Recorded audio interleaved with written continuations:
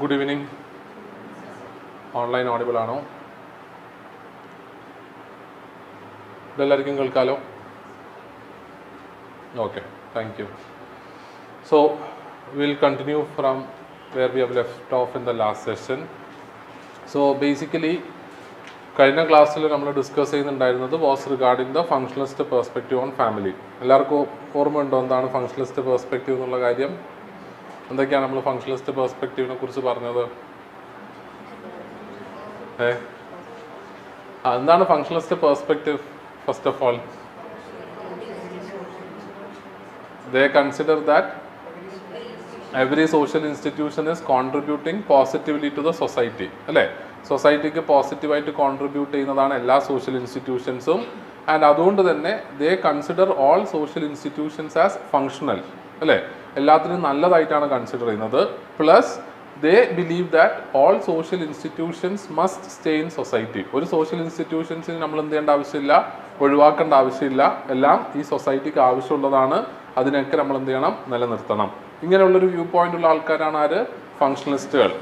ഇനി ഫങ്ഷണലിസ്റ്റുകൾ ഫാമിലിനെ കുറിച്ച് പറയുന്നത് എന്താണ്? ദേ say that family 4 important functions ആണ് സൊസൈറ്റിയിൽ ചെയ്യുന്നത്. അല്ലേ? ഫാമിലിയുടെ ഫങ്ഷൻസ് 4 എന്തൊക്കെയാണ് ആ 4 functions? Biological function, social function, economic function, psychological function. എന്താണ് ഇക്കണോമിക് ഫങ്ഷൻ ഓഫ് ഫാമിലി എന്ന് പറയുന്നത്? യൂണിറ്റ് ഓഫ് പ്രൊഡക്ഷൻ ആയിട്ട് ആക്ട് ചെയ്യുന്നു. പിന്നെ ആൾക്കാർക്ക്, ആ ഫാമിലി മെമ്പേഴ്സിന് ബേസിക് ആയിട്ടുള്ള നീഡ്സ് മീറ്റ് ചെയ്യാനുള്ള റിസോഴ്സസ് ആരാ പ്രൊവൈഡ് ചെയ്യുന്നത്? ഫാമിലി പ്രൊവൈഡ് ചെയ്യുന്നു. അല്ലേ? ഇനി അത് കഴിഞ്ഞാൽ സൈക്കോളജിക്കൽ ഫങ്ഷൻസ് ഓഫ് ഫാമിലി എന്ന് പറയുന്നത് എന്തൊക്കെയാണ്? ഇമോഷണൽ സപ്പോർട്ട് കൊടുക്കുക. അല്ലേ? നമുക്കിപ്പോൾ ഫാമിലിയിൽ നിന്ന് ഇമോഷണൽ സപ്പോർട്ട് കിട്ടുന്നില്ലേ? അതേപോലെ ലവ്, സിമ്പതി, ഇങ്ങനെയുള്ള എല്ലാ ഇമോഷണൽ കാര്യങ്ങളും നമുക്ക് കിട്ടുന്നത് എവിടുന്നാണ്? ഫാമിലിയിൽ നിന്നാണ്. ഇനി അത് കഴിഞ്ഞ് നമ്മൾ ബയോളജിക്കൽ ഫങ്ഷൻസ് പറഞ്ഞു. എന്തൊക്കെയാണ് biological functions of family? Sexual gratification and procreation or reproduction. അല്ലേ? അപ്പം അതാണ് biological function. And finally social function. എന്താണ് സോഷ്യൽ ഫങ്ഷൻ? അപ്ബ്രിങ്ങിങ്. അല്ലേ? Socialisation of children, social control. അല്ലേ? നമ്മൾ ഒരു സൊസൈറ്റിയിലുള്ള നോംസ് ആൻഡ് വാല്യൂസ് അടുത്ത ജനറേഷന് പകർന്നു കൊടുക്കുന്നത് വഴി അവിടെ ഒരു സോഷ്യൽ എന്ത് വരുന്നു? കൺട്രോൾ വരുന്നു. അല്ലേ? സൊസൈറ്റിയിൽ എല്ലാവരും ഒരേ നോംസും വാല്യൂസും ഫോളോ ചെയ്യുമ്പം അവിടെ ഒരു കൈൻഡ് ഓഫ് എന്തുണ്ടാവും? സ്റ്റെബിലിറ്റിയും ഓർഡറും സൊസൈറ്റിയിൽ ഉണ്ടാവും. ഇതല്ലേ 4 important functions mention by the functionalist. അല്ലേ? അത് കഴിഞ്ഞതിന് ശേഷം നമ്മൾ എന്ത് ചെയ്തു? ഓരോ ഫങ്ഷണലിസ്റ്റ് തിങ്കേഴ്സിന്റെ വ്യൂ പോയിന്റിൽ നിന്ന് ഫങ്ഷൻസിനെ കുറിച്ച് പറയാൻ തുടങ്ങി. ഏതൊക്കെയാണ് നമ്മൾ ഡിസ്കസ് ചെയ്ത ഫങ്ഷണലിസ്റ്റ് തിങ്കേഴ്സ്? ആരൊക്കെയാണ്? JP മെർഡോക്കിനെ കുറിച്ച് പറഞ്ഞു. ഓക്കെ, JP മെർഡോക്കിന്റെ ഡെഫിനിഷൻ എല്ലാവർക്കും ഓർക്കാൻ പറ്റുന്നുണ്ടോ? എന്താണ് JP മെർഡോക്കിന്റെ definition of family? It is a social group characterized by common residence, economic cooperation and reproduction. പിന്നെ it consists of adults of both sexes, at least 2 of them having socially approved sexual relationship, and children own or adopted of sexually cohabiting adults. Simple അല്ലേ? ബുദ്ധിമുട്ടുണ്ടോ ഓർത്ത് വെക്കാൻ? സിമ്പിളാണ്. Okay, first sentence എങ്കിലും നിങ്ങൾ എന്ത് ചെയ്യുക, ഓർത്ത് വെക്കുക. It's a social group characterised by common residence, economic cooperation and reproduction. Okay അല്ലേ? നൗ JP മെർഡോക്കിന്റെ വ്യൂ പോയിന്റിൽ നിന്ന് എന്തൊക്കെയാണ് ഫങ്ഷണലിസ്റ്റ് പെർസ്പെക്റ്റീവ് ഓഫ് ഫാമിലി? ഒന്ന്, സെക്ഷുവൽ ഫങ്ഷൻസ് ഉണ്ട്, റീപ്രൊഡക്ഷൻ ഫങ്ഷൻസ് ഉണ്ട്, എക്കണോമിക് ഫങ്ഷൻസ് ഉണ്ട്, എഡ്യൂക്കേഷണൽ ഫങ്ഷൻസ് ഉണ്ട്. ഈ സെക്ഷുവൽ ഫങ്ഷൻ ഉദ്ദേശിക്കുന്നത് സെക്ഷുവൽ ഗ്രാറ്റിഫിക്കേഷൻ, റീപ്രൊഡക്ഷൻ ഉദ്ദേശിക്കുന്ന ആ പ്രൊക്രിയേഷൻ ആസ്പെക്റ്റ് ആണ്. സോഷ്യൽ ഫങ്ഷൻ ഉദ്ദേശിക്കുന്നത്, എക്കണോമിക് ഫങ്ഷൻ ഉദ്ദേശിക്കുന്നത് എന്താണ്? നമ്മൾ നേരത്തെ പറഞ്ഞതുപോലെ അല്ലേ, യൂണിറ്റ് ഓഫ് പ്രൊഡക്ഷൻ ആവുക, എക്കണോമിക് റിസോഴ്സസ് ഷെയർ ചെയ്യുക. ഇനി എഡ്യൂക്കേഷൻ ഫങ്ഷൻ ഉദ്ദേശിക്കുന്നത് എന്താ? സോഷ്യലൈസേഷൻ. ക്ലിയർ അല്ലേ? അത് കഴിഞ്ഞ് നമ്മൾ ആരെ ഡിസ്കസ് ചെയ്തു? മെക്കൈവർ ആൻഡ് പേജ്. അല്ലേ? അവരെന്താ പറയുന്നത്? മെക്കൈവർ പറയുന്നത് എന്താണ്? നമ്മൾ ഫാമിലിയുടെ ഫങ്ഷൻസിനെ മൊത്തത്തിൽ 2ആയിട്ട് ക്ലാസിഫൈ ചെയ്യാം. എസെൻഷ്യൽ ഫങ്ഷൻസിനും നോൺ എസെൻഷ്യൽ ഫങ്ഷൻസിനും. എന്താണ് essential functions? those functions which are performed by the families in all societies. അല്ലേ? എല്ലാ ടൈം പീരിയഡിലും എല്ലാ സൊസൈറ്റീസും ഫാമിലി പെർഫോം ചെയ്യുന്ന ഫങ്ഷൻസിനെയാണ് നമ്മൾ എന്ത് വിളിക്കുന്നത്? Essential functions. എന്തൊക്കെയാണ് essential functions? Sexual gratification, procreation, provision of home അല്ലെങ്കിൽ കോമൺ റെസിഡൻസ് അല്ലേ. ഇനി നോൺ എസെൻഷ്യൽ ഫങ്ഷൻസ് എന്ന് പറയുന്നത് എന്തൊക്കെയാണ്? റിലീജിയസ് ആയിട്ടുള്ള ഫങ്ഷൻ. എന്താണ് റിലീജിയസ് ഫങ്ഷൻ? റിച്വൽസ് പെർഫോം ചെയ്യുക അല്ലേ. ഇപ്പൊ കാരണം പണ്ടത്തെ കാലത്ത് ഫാമിലിയിൽ നിന്നാണ് പല റിലീജിയസ് റിച്വൽസ് എന്ത് ചെയ്യുന്നത് ചെയ്തുകൊണ്ടിരുന്നത്. പിന്നെ ഹെൽത്ത് ഫങ്ഷൻസ്. എന്താണ് health functions? Taking care of the younger children as well as the elderly population അല്ലേ. എല്ലാവരെയും ടേക്ക് കെയർ ചെയ്യുന്നത് എവിടെ നിന്നാണ്? ഫാമിലിയിൽ നിന്നാണ്. പിന്നെ എഡ്യൂക്കേഷണൽ ഫങ്ഷൻ. എന്താണ് എഡ്യൂക്കേഷണൽ ഫങ്ഷൻ? സ്കിൽസ് പകർന്നു കൊടുക്കുക അല്ലേ, കാര്യങ്ങൾ പഠിപ്പിക്കുക. അതിലൂടെ സോഷ്യലൈസേഷനും വേണമെങ്കിൽ അതിൻ്റെ പാർട്ടായിട്ട് നമുക്ക് കൺസിഡർ ചെയ്യാം. പിന്നെ എക്കണോമിക് ഫങ്ഷൻസ് ആസ് യൂഷ്വൽ നമ്മൾ ഓൾറെഡി ഡിസ്കസ് ചെയ്തതാണ്. And finally recreational function. എന്താണ് റെക്രിയേഷണൽ ഫങ്ഷൻ എന്ന് പറയുന്നത്? എൻ്റർടൈൻമെൻറ്റിൻ്റെ സോഴ്സും ഫാമിലി തന്നെയാണ് അല്ലേ. അപ്പോൾ ഇത്രയും കാര്യങ്ങളാണ് നമുക്ക് എന്ത് ചെയ്യാൻ പറ്റുന്നത്? Different functions of family as per ആരുടെയാണ് വ്യൂ പോയിന്റ്? മെക്കൈവറിൻ്റെ വ്യൂ പോയിന്റിൽ നിന്ന് പറയാൻ പറ്റുന്നത്. ക്ലിയർ അല്ല എല്ലാവർക്കും? എന്തെങ്കിലും ഡൗട്ട് ഉണ്ടോ? ഇല്ല, ഓക്കെ ആണ്. എന്നാൽ നമുക്ക് താൽക്കോട്ട് പാർസൺസ്, അടുത്ത ഫങ്ഷണലിസ്റ്റ് തിങ്കറാണ് Talcott Parsons. Fan off ആക്കണോ?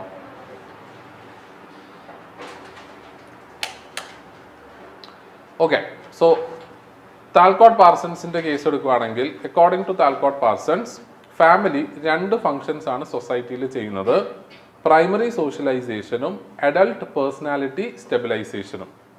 Alright, primary socialisation and adult personality stabilisation.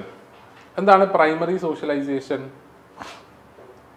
Basically നമ്മൾ സോഷ്യലൈസേഷൻ ഫംഗ്ഷനെ കുറിച്ച് ഇത്രയും സമയം ഡിസ്കസ് ചെയ്തായിരുന്നില്ലേ അല്ലേ. എന്താണ് സോഷ്യലൈസേഷൻ ഫംഗ്ഷൻ എന്ന് പറയുന്നത്? ഒരു സൊസൈറ്റിയുടെ നോംസ് ആൻഡ് വാല്യൂസ് അടുത്ത ജനറേഷനിലേക്ക് പകർന്നു കൊടുക്കുന്നതാണ് സോഷ്യലൈസേഷൻ ഫംഗ്ഷൻ. ഈ സോഷ്യലൈസേഷനെ തന്നെ നമ്മൾക്ക് രണ്ടായിട്ട് എന്ത് ചെയ്യാം? ക്ലാസിഫൈ ചെയ്യാം. There is primary socialisation and secondary socialisation. എന്താണ് ഈ പ്രൈമറി സോഷ്യലൈസേഷനും സെക്കൻഡറി സോഷ്യലൈസേഷനും തമ്മിലുള്ള വ്യത്യാസം എന്തായിരിക്കും? പ്രൈമറി സോഷ്യലൈസേഷൻ എന്ന് പറയുന്നത് ബേസിക്കലി നമ്മളുടെ വീട്ടിൽ നിന്ന് നമ്മൾക്ക് കിട്ടുന്ന സോഷ്യലൈസേഷനെയാണ്. നമ്മളുടെ ജീവിതത്തിൽ നമ്മൾക്ക് ആദ്യമായി കിട്ടുന്ന സോഷ്യലൈസേഷൻ അത് എവിടെ നിന്നാണ്?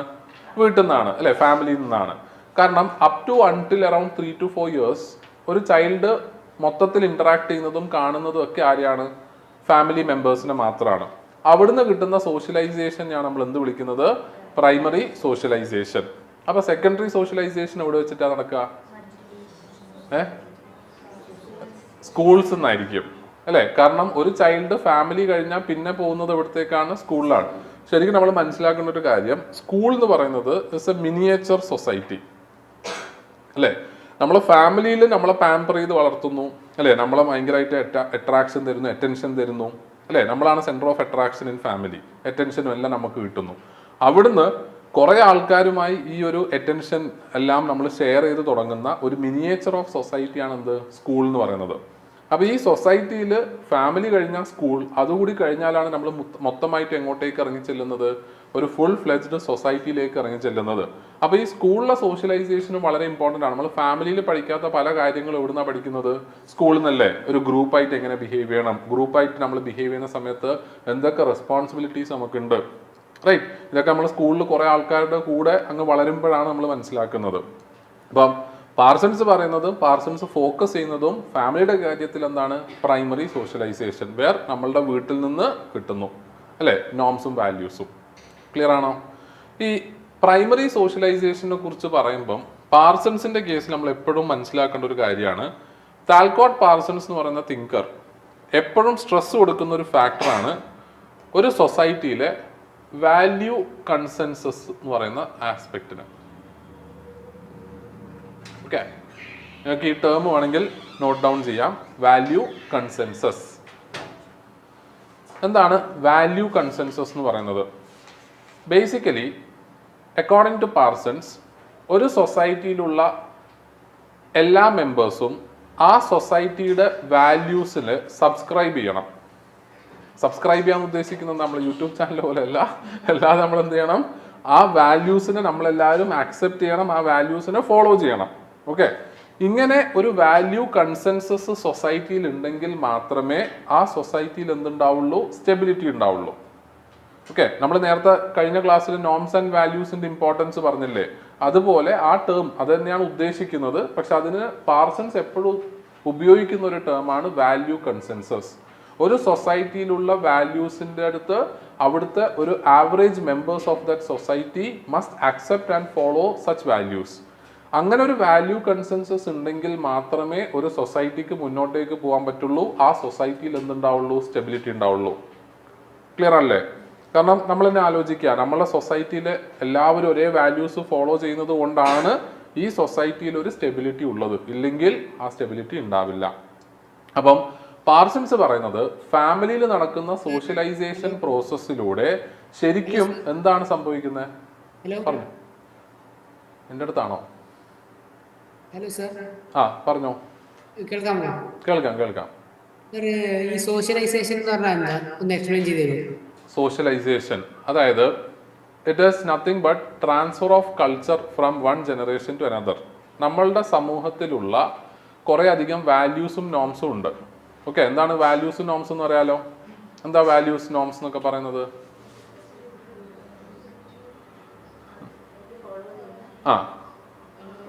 സൊസൈറ്റിയിൽ എങ്ങനെ ബിഹേവ് ചെയ്യണം, അല്ലെ, ഏത് രീതിയിലാണ് നമ്മൾ പെരുമാറേണ്ടത് എന്നൊക്കെ പറയുന്ന സർട്ടൺ റൂൾസ് ആൻഡ് റെഗുലേഷൻസ് നമുക്ക് എന്ത് വിളിക്കാം?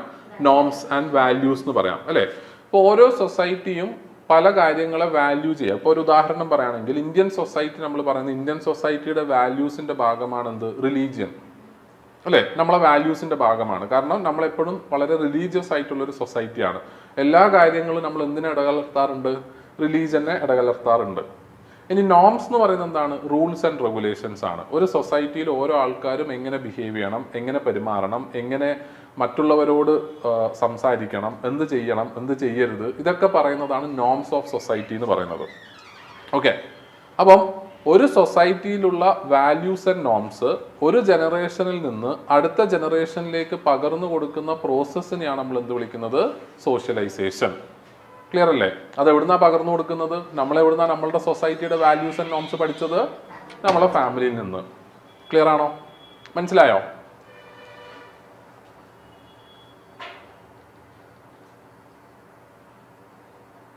ഓക്കെ, സോ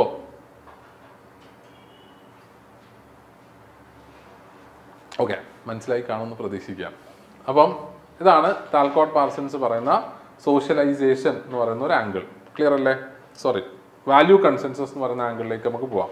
അപ്പം പാർസൺസ് പറയുന്നത് ത്രൂ സോഷ്യലൈസേഷൻ പ്രോസസ് ഇതേപോലെ ഫാമിലിയിൽ നിന്ന് കൾച്ചറും നോംസും വാല്യൂസും എല്ലാം പകർന്നു കൊടുക്കുന്നത് വഴി ശരിക്കും ഒരു സൊസൈറ്റിയിലെ വാല്യൂ കൺസെൻസസ് ആണ് ഫാമിലി എന്ത് ചെയ്യുന്നത്? കാത്തു സൂക്ഷിക്കുന്നത്. റൈറ്റ്? സൊസൈറ്റിയിൽ വാല്യൂസ് എല്ലാവരും സബ്സ്ക്രൈബ് ചെയ്യണമെന്ന് ഞാൻ പറഞ്ഞു. എല്ലാവരും അതിനെ ആക്സെപ്റ്റ് ചെയ്യണം, ഫോളോ ചെയ്യണം. അത് സ്റ്റാർട്ട് ചെയ്യുന്നത് ഏത് പോയിന്റിൽ നിന്നാണ്? സോഷ്യലൈസേഷനിലൂടെയാണ്. നമ്മൾ ഈ വാല്യൂസും നോംസ് ഒക്കെ പഠിക്കുന്നു. അതനുസരിച്ച് നമ്മളും നാളെ സമൂഹത്തിലേക്ക് ഇറങ്ങി ചെല്ലുന്ന സമയത്ത് അതേപടി നമ്മൾ എന്ത് ചെയ്യുന്നു? ബിഹേവ് ചെയ്യുന്നു, അല്ലേ? നമ്മളെല്ലാവരും നമ്മളെക്കാളും മുതിർന്ന ആൾക്കാരെ കാണുമ്പം ചേട്ടാന്നോ ചേച്ചീന്നോ വിളിക്കുന്നു. എന്തുകൊണ്ടാണ്? നമ്മൾ വീട്ടിൽ നിന്ന് അത് പഠിച്ചു. നമ്മൾ സമൂഹത്തിൽ ഇറങ്ങുമ്പോഴും നമ്മൾ അങ്ങനെ ചെയ്യുന്നു, അല്ലേ? നമ്മളെ ഈ സമൂഹത്തിൽ മാന്യമായി പെരുമാറുക എങ്ങനെയാണെന്നുള്ളതിനെ കുറിച്ച് നമുക്കൊരു ധാരണ ഉണ്ട്. എന്ത് ലാംഗ്വേജ് ഉപയോഗിക്കണം, അല്ലേ?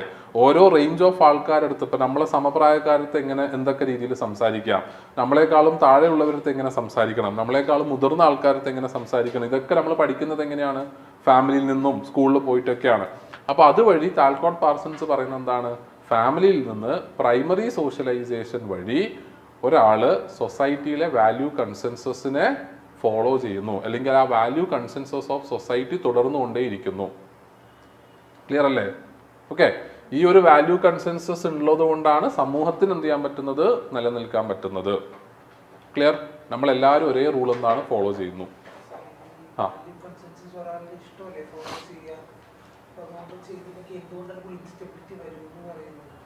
ഇൻസ്റ്റെബിലിറ്റി വരുന്നു പറയാനുള്ള കാരണം, ഇപ്പം നമ്മളൊരു കാര്യം ഇങ്ങനെ ആലോചിക്കാം. ഈ ജനറേഷൻ ഗ്യാപ്പ് എന്ന് പറയുന്ന സാധനം, അല്ലേ? എന്താണ് ജനറേഷൻ ഗ്യാപ്പ്? രണ്ട് ജനറേഷൻ തമ്മിലുള്ള ഗ്യാപ്പ് നമ്മൾ ജനറേഷൻ ഗ്യാപ്പ് എന്ന് വിളിക്കും. എന്താണ് യഥാർത്ഥത്തിൽ ജനറേഷൻ ഗ്യാപ്പ്? തിങ്ക് ചെയ്യുന്ന രീതിയാണോ? പേഴ്സ്പെക്റ്റീവ് ആണ്. പിന്നെന്തെങ്കിലും ചേഞ്ചസ് ഇൻ ടെക്നോളജി ആണോ? നിങ്ങൾ യഥാർത്ഥത്തിൽ ആലോചിച്ചാൽ നമ്മളിപ്പം ഡിസ്കസ് ചെയ്തുകൊണ്ടിരിക്കുന്ന കോൺസെപ്റ്റ് തന്നെയാണ്. ചേഞ്ച് ഇൻ വാല്യൂസ് അല്ലേ ശരിക്കും പറഞ്ഞാൽ ജനറേഷൻ ഗ്യാപ്പ് എന്ന് പറയുന്നത്. എവിടെയാണ് ജനറേഷൻ ഗ്യാപ്പ് ഉണ്ടാവും നമ്മൾ പറയുന്നത്? ഒരു ഗ്രൂപ്പ് ഓഫ് ആൾക്കാരുടെ വാല്യൂസും വേറൊരു ഗ്രൂപ്പ് ഓഫ് ആൾക്കാരുടെ വാല്യൂസും തമ്മിൽ ഒരു ഡിഫറൻസ് വരുമ്പം അത് നമ്മൾ ജനറേഷൻ ഗ്യാപ്പ് എന്നാണ് നമ്മൾ യൂഷ്വലി ടേം ചെയ്യുന്നത്. നമ്മൾ പറയാണ് പഴയ ജനറേഷൻ അല്ലേ അവരങ്ങനെ ചിന്തിക്കുള്ളൂ. അതിൻ്റെ അർത്ഥം എന്താണ്? അവർ കീപ്പ് ചെയ്യുന്ന വാല്യൂസും നമ്മൾ കീപ്പ് ചെയ്യുന്ന വാല്യൂസും ഡിഫറെൻ്റ് ആണ്. ഇപ്പോൾ പഴയ ആൾക്കാർ പൈസ സേവ് ചെയ്യുക അല്ലേ, അധികം റിസ്ക് എടുക്കാതിരിക്കുക, ഇങ്ങനെയുള്ള കുറേ വാല്യൂസ് ആണ് ഫോളോ ചെയ്യുക. പക്ഷേ യങ്ങർ ജനറേഷൻ ചില സമയത്ത് ഫോളോ ചെയ്യുന്ന വാല്യൂസ് എന്തായിരിക്കും? കൺസ്യൂമറിസം ആയിരിക്കും അല്ലേ. നമ്മൾ എക്സ്ട്രാ വെഗൻ്റ് ആയിട്ട് സ്പെൻഡ് ചെയ്യാൻ താല്പര്യമുള്ള ആൾക്കാരായിരിക്കും. നമ്മൾ ചില സമയത്ത് അവർ വളരെ ഇമ്പോർട്ടൻ്റ് ആയിട്ട് കൺസിഡർ ചെയ്യുന്ന റിലീജിയനോ അല്ലെങ്കിൽ കാസ്റ്റിനോ ഒന്നും നമ്മൾ ഇമ്പോർട്ടൻസ് കൊടുക്കില്ല അല്ലേ. അപ്പോൾ അവിടെയല്ലേ നമ്മൾ ഒരു ജനറേഷൻ ഗ്യാപ്പും സ്വരച്ചേർച്ചയൊക്കെ ഇല്ലാതിരിക്കുന്ന ഒരവസ്ഥയും വരുന്നത് ഇല്ലേ. അപ്പോൾ എസെൻഷ്യലി ജനറേഷൻ ഗ്യാപ്പ് എന്ന് പറയുന്നത് എന്താണ്? വാല്യൂസിലുള്ള ഡിഫറൻസ് ആണ്. അപ്പം വാല്യൂ കൺസെൻസസ് ഒരു സൊസൈറ്റിയിൽ ഇല്ലെങ്കിൽ എന്താ സംഭവിക്കുക? ഈ ജനറേഷൻ ഗ്യാപ്പ് കാരണം പല സ്ഥലങ്ങളിലും ഫാമിലീസിൽ എന്ത് സംഭവിക്കുന്നുണ്ട്? കോൺഫ്ലിക്റ്റ് സംഭവിക്കുന്നില്ലേ? മുതിർന്ന ആൾക്കാരും അടുത്ത ജനറേഷൻ തമ്മിൽ പൊരിഞ്ഞ തല്ലാണ് അല്ലേ, വഴക്കാണ്. ജനറലി നമ്മൾ പറയുകയാണെങ്കിൽ ഇപ്പം നിങ്ങളും നിങ്ങളുടെ പേരൻസും തമ്മിൽ പല കാര്യങ്ങളിലും അഭിപ്രായ വ്യത്യാസം ഉണ്ടാവില്ലേ അല്ലേ. അതെന്താണ്? വാല്യൂസിലുള്ള ഡിഫറൻസ് ആണ് അല്ലേ. നൗ എൻറ്റയർ സൊസൈറ്റിയിൽ ഇതുപോലെ ഇതിപ്പോൾ ഒരു ജനറേഷനെ ബേസ് ചെയ്തിട്ടുള്ള ഗ്യാപ്പാണ് നമ്മൾ പറഞ്ഞത്. അവിടെ പിന്നെയും സ്റ്റെബിലിറ്റി ഉണ്ട്. ഒരു ഏജ് ഗ്രൂപ്പിലുള്ള ആൾക്കാർ ഒരേപോലെ ചിന്തിക്കുന്നു, വേറൊരു ഏജ് ഗ്രൂപ്പിലുള്ള ആൾക്കാർ ഒരേപോലെ ചിന്തിക്കുന്നു. അത് തന്നെ സൊസൈറ്റിയിൽ പല രീതിയിലുള്ള കോൺഫ്ലിക്ട്സ് ഉണ്ടാക്കുന്നു. ഇപ്പോൾ ഉദാഹരണം പറയുകയാണെങ്കിൽ നമ്മുടെ സമൂഹത്തിൽ സ്ഥിരമായി നമ്മളിപ്പം കേൾക്കുന്ന ഒരു സംഭവമാണ് മോറൽ പോലീസിങ്. കേട്ടിട്ടില്ലേ? എന്താണ് ഈ മോറൽ പോലീസിങ്? ശരിക്കും പറയുകയാണെങ്കിൽ വാല്യൂയിലുള്ള ഡിഫറൻസസ് ആണ് അല്ലേ. ഒരു ഗ്രൂപ്പ് ഓഫ് ആൾക്കാർ ഫോളോ ചെയ്യുന്ന വാല്യൂസ് വേറൊരു ഗ്രൂപ്പ് ഓഫ് ആൾക്കാർ ഫോളോ ചെയ്യുന്ന വാല്യൂസിൻ്റെയും ഡിഫറൻസ് കാരണം വരുന്നതാണ് മോറൽ പോലീസിങ്. അപ്പം ഇതും ഒരു കോൺഫ്ലിക്റ്റ് അല്ലേ സൊസൈറ്റിയിൽ, റൈറ്റ്? അപ്പം വാല്യൂ കൺസെൻസസ് ഇല്ലെങ്കിൽ പലരും പല വാല്യൂസ് ആണ് ഫോളോ ചെയ്യുന്നതെങ്കിൽ ആ സൊസൈറ്റിയിൽ എന്തുണ്ടാവും? ഇതേപോലെ ആൾക്കാർ തമ്മിൽ കോൺഫ്ലിക്റ്റ് ഉണ്ടാവും. അങ്ങനെ കോൺഫ്ലിക്റ്റ് ഉള്ള ഒരു സൊസൈറ്റിയിൽ സ്റ്റെബിലിറ്റി ഉണ്ടാവുമോ? ഉണ്ടാവില്ല. മനസ്സിലായോ? അതുകൊണ്ടാണ് പാർസൺസ് എന്ത് പറയുന്നത്? വാല്യൂ കൺസെൻസസ് വളരെ ഇമ്പോർട്ടൻ്റ് ആണ്. ഇനിയിപ്പം അത് നമ്മളെ ഇഷ്ടമല്ലേ, നമുക്ക് ഫോളോ ചെയ്യണോ വേണ്ടെന്ന് ചോദിച്ചാൽ ഇഷ്ടമാണ്. ആ ആ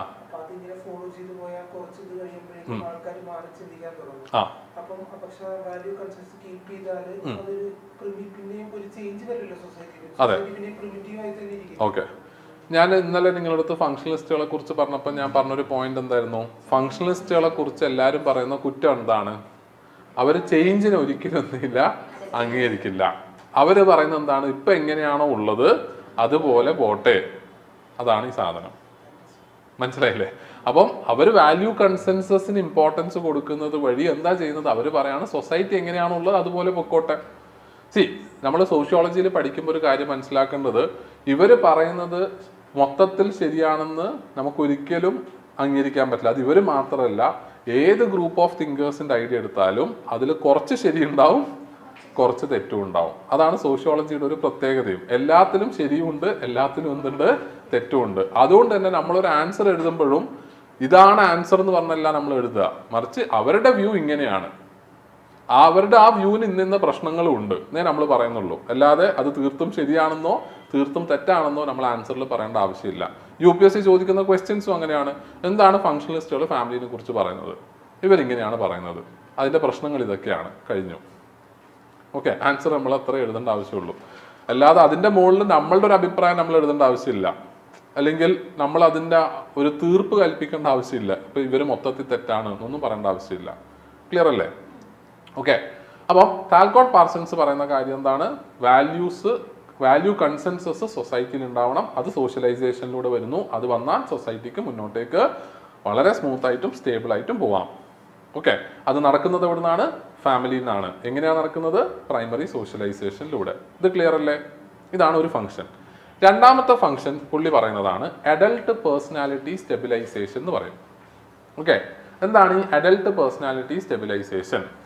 പാർസൺസ് പറയുന്ന ഒരു കാര്യം, ഒരു സമൂഹത്തിൽ എസ്പെഷ്യലി നമ്മളുടെ ഇന്നത്തെ ഒരു ഇൻഡസ്ട്രിയൽ സൊസൈറ്റി എടുത്താൽ, ഇത് കൂടുതലും ഇൻഡസ്ട്രിയൽ സൊസൈറ്റി ആയിട്ട് ബന്ധപ്പെട്ടിട്ടാണ്.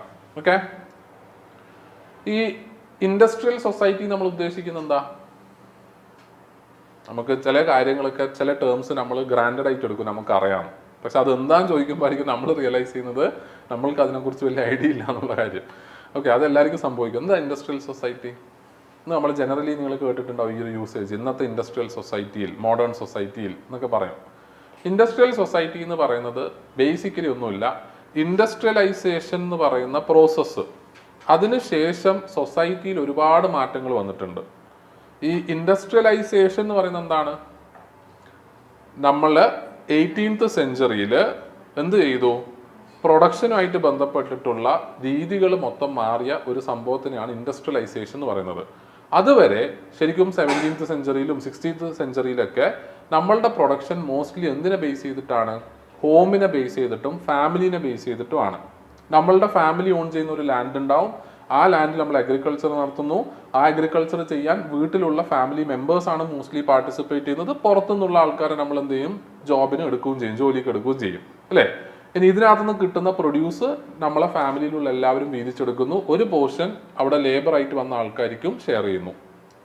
അവിടെ ഫാക്ടറി എന്ന് പറഞ്ഞൊരു സിസ്റ്റമോ എല്ലാ വർക്കേഴ്സും ഒരുമിച്ച് ഒരു സ്ഥലത്ത് വന്ന് വർക്ക് ചെയ്യുന്ന ഒരു സെറ്റപ്പോ ഇല്ല, റൈറ്റ്?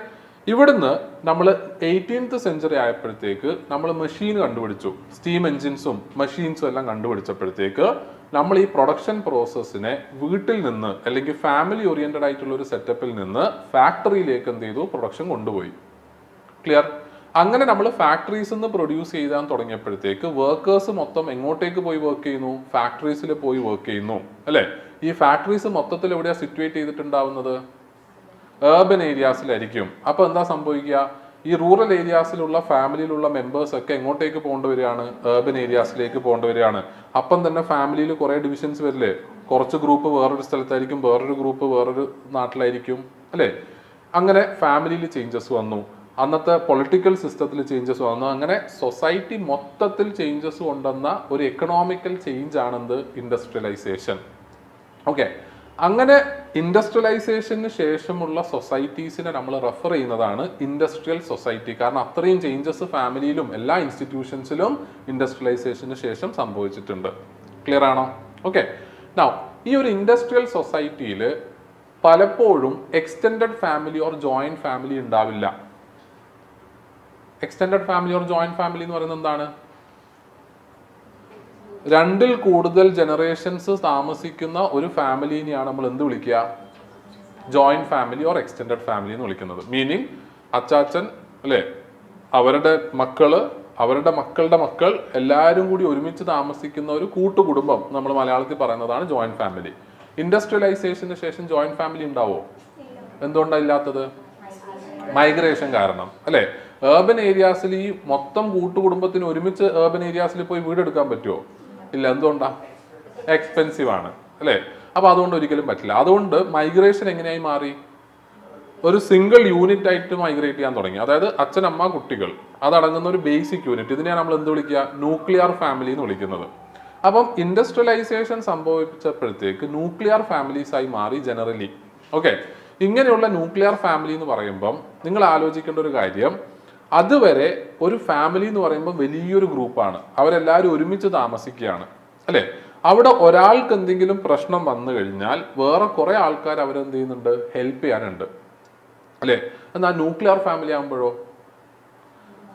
അവർ മാത്രമേ ഉള്ളൂ, അവരുടെ പ്രശ്നങ്ങളെല്ലാം അവർ തന്നെ റിസോൾവ് ചെയ്യണം, അല്ലേ? ഇങ്ങനെ വരുന്ന ഒരു സമയത്ത് ഹസ്ബൻഡും വൈഫും തമ്മിലുള്ള റിലേഷൻഷിപ്പ് വളരെ ഇമ്പോർട്ടൻ്റ് അല്ലേ? അല്ലേ? പഴയ കാലത്ത് നമ്മൾ ഇന്നലെ 2 ടൈപ്പ് ഓഫ് റിലേഷൻസിനെ കുറിച്ച് പറഞ്ഞു കൊടുക്കുന്നുണ്ടോ? എന്തൊക്കെയാണ്? അഫിനൽ റിലേഷൻസും കോൺസാങ്ഗ്യൂനിയസ് റിലേഷൻസും. അഫിനൽ ഓർ കോൺജുഗൽ റിലേഷൻ എന്ന് പറയുന്നത് എന്താണ്? ഹസ്ബൻഡ് വൈഫ് തമ്മിലുള്ള റിലേഷൻ. കോൺസാങ്ഗ്യൂനിയസ് എന്ന് പറയുന്നത് നമ്മളെ ബ്ലഡ് റിലേറ്റീവ്സ്, മീനിങ് നമ്മളുടെ സിബ്ലിങ്സും നമ്മളുടെ പേരൻസ് ഒക്കെ ആയിട്ടുള്ള ബന്ധത്തിനെയാണ് കോൺസാങ്ഗ്യൂനിയസ് എന്ന് പറയുന്നത്. പഴയ കാലത്തെ ഫാമിലീസിൽ ഏത് റിലേഷൻഷിപ്പാണ് കൂടുതൽ ഇമ്പോർട്ടൻറ്റ്? കോൺസാങ്ഗ്യൂനിയസ് ആണ് ഇമ്പോർട്ടൻറ്റ്. കാരണം കൂട്ടുകുടുംബമായി താമസിക്കുമ്പോൾ അവിടെ ഒരു ഹസ്ബൻഡ് വൈഫ് റിലേഷനേക്കാളും കൂടുതൽ ഇമ്പോർട്ടൻസ് എന്തിനാണ്? ബ്ലഡ് റിലേഷൻസിനാണ്. So consanguineous relations were more important in traditional societies or pre industrial societies. Post industrial societies നമുക്ക് എന്ത് കാണാൻ പറ്റും? ഈ കോൺസാങ്ഗ്യൂനിയസ് റിലേഷൻസിന്റെ ഇമ്പോർട്ടൻസ് കുറഞ്ഞു, എന്നിട്ട് അഫിനൽ ഓർ കോൺജുഗൽ റിലേഷൻസിന്റെ ഇമ്പോർട്ടൻസ് കൂടി. ഹസ്ബൻഡ് വൈഫ് റിലേഷൻ വളരെ ഇമ്പോർട്ടൻ്റ് ആണ്. ഈ ഒരു പെർട്ടിക്കുലർ ആസ്പെക്റ്റിലാണ് പാർസൺസ് പറയുന്നത് അഡൽട്ട് പേഴ്സണാലിറ്റി സ്റ്റെബിലൈസേഷൻ വളരെയധികം ഇമ്പോർട്ടൻ്റ് ആണ്. കാരണം ഇവിടെ ഹസ്ബൻഡും വൈഫും മാത്രമേ ഉള്ളൂ. രണ്ടാമത്തെ കാര്യം, ഇൻഡസ്ട്രിയൽ സൊസൈറ്റിയിൽ സ്ട്രെസ്സും സ്ട്രെയിനും കോമ്പറ്റീഷനും ഒക്കെ വളരെയധികം ഹൈ ആണ് അല്ലേ? കാരണം ജോബിനുള്ള കോമ്പറ്റീഷൻ ഉണ്ട്, ജോബ് വളരെ സ്ട്രെസ്ഫുൾ ആയി. അതുവരെ അങ്ങനെ ചില്ലാണ്. കാരണം എന്താ, നമ്മളുടെ ഫാമിലിയുടെ ലാൻഡ്, അവിടെ നമ്മൾ പോയി വർക്ക് ചെയ്യുന്നു, അതിനകത്ത് നിന്ന് കിട്ടുന്നത് എല്ലാവരും കൂടി ഷെയർ ചെയ്യുന്നു. വർക്കിന്റെ പ്രഷർ ഇല്ല അല്ലേ, ടെൻഷൻ ഇല്ല, എല്ലാവരും എല്ലാം ഷെയർ ചെയ്യാണ്, റിസോഴ്സസ് മൊത്തം ഷെയർ ചെയ്യണം. അപ്പൊ ടെൻഷൻ ഉണ്ടോ? കമ്പാരിറ്റീവ്ലി കുറവാണ്. ലളിത ജീവിതം, സുന്ദരമാണ്. പക്ഷേ ഇൻഡസ്ട്രിയലൈസേഷൻ വന്നപ്പോഴത്തേക്ക് ജീവിതം മൊത്തത്തിൽ എന്തായി? വളരെ സ്ട്രെസ്ഫുൾ ആയി അല്ലേ? ഇങ്ങനെ സ്ട്രെസ്ഫുൾ ആയി കഴിഞ്ഞാൽ അതിനെ കൊണ്ടുള്ള പ്രോബ്ലം എന്താണ്? അത് പുറത്ത് സൊസൈറ്റിനെയും ബാധിക്കില്ലേ അല്ലേ?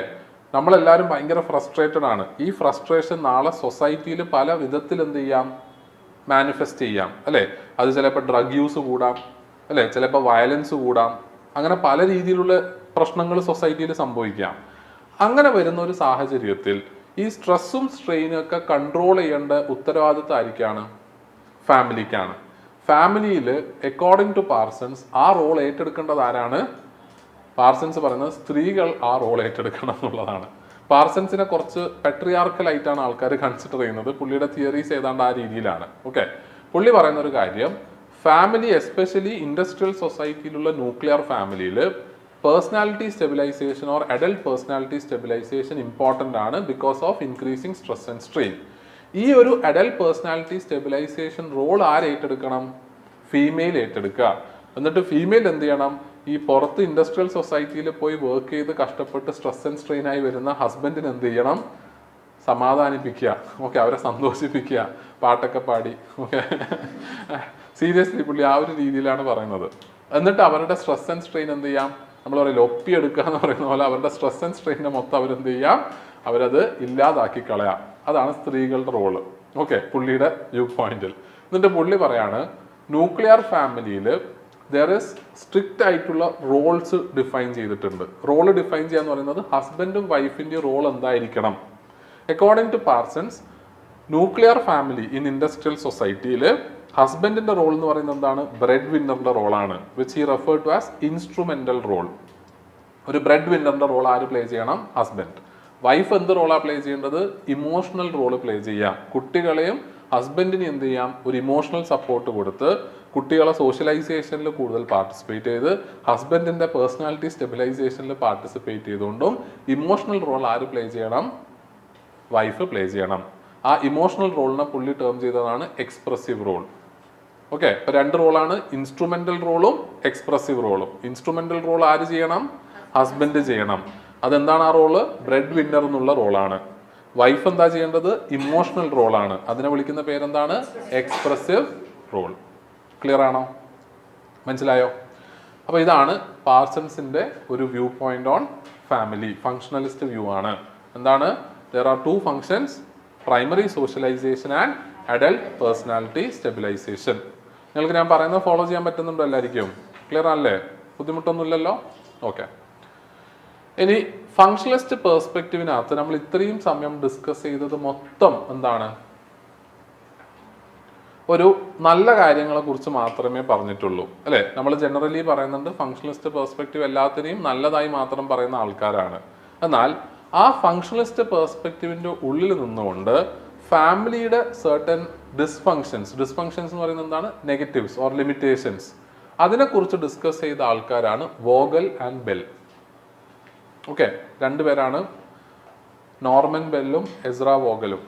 ഓക്കെ, നമ്മൾ വോഗൽ ആൻഡ് ബെല്ല് എന്ന് മാത്രം എഴുതിയാൽ മതി. ഇപ്പം വോഗൽ ആൻഡ് ബെല്ല് പറയുന്ന ഒരു കാര്യം, ഫാമിലി അവരുടെ വർക്കിന്റെ പേരാണ് emotionally disturbed child as the family scape got. Okay, ഈ സ്കേപ്പ് ഗോട്ട് എന്ന് പറയുന്നത് എന്താണ് അർത്ഥം? ബലിയാട് അല്ലേ? അപ്പം ഫാമിലിയിൽ ഇവർ പറയുന്ന ഒരു കാര്യം, ചിൽഡ്രൻ ബലിയാടുകളാണ്. എന്തർത്ഥത്തിലാണ് അവർ അങ്ങനെ പറയുന്നത്?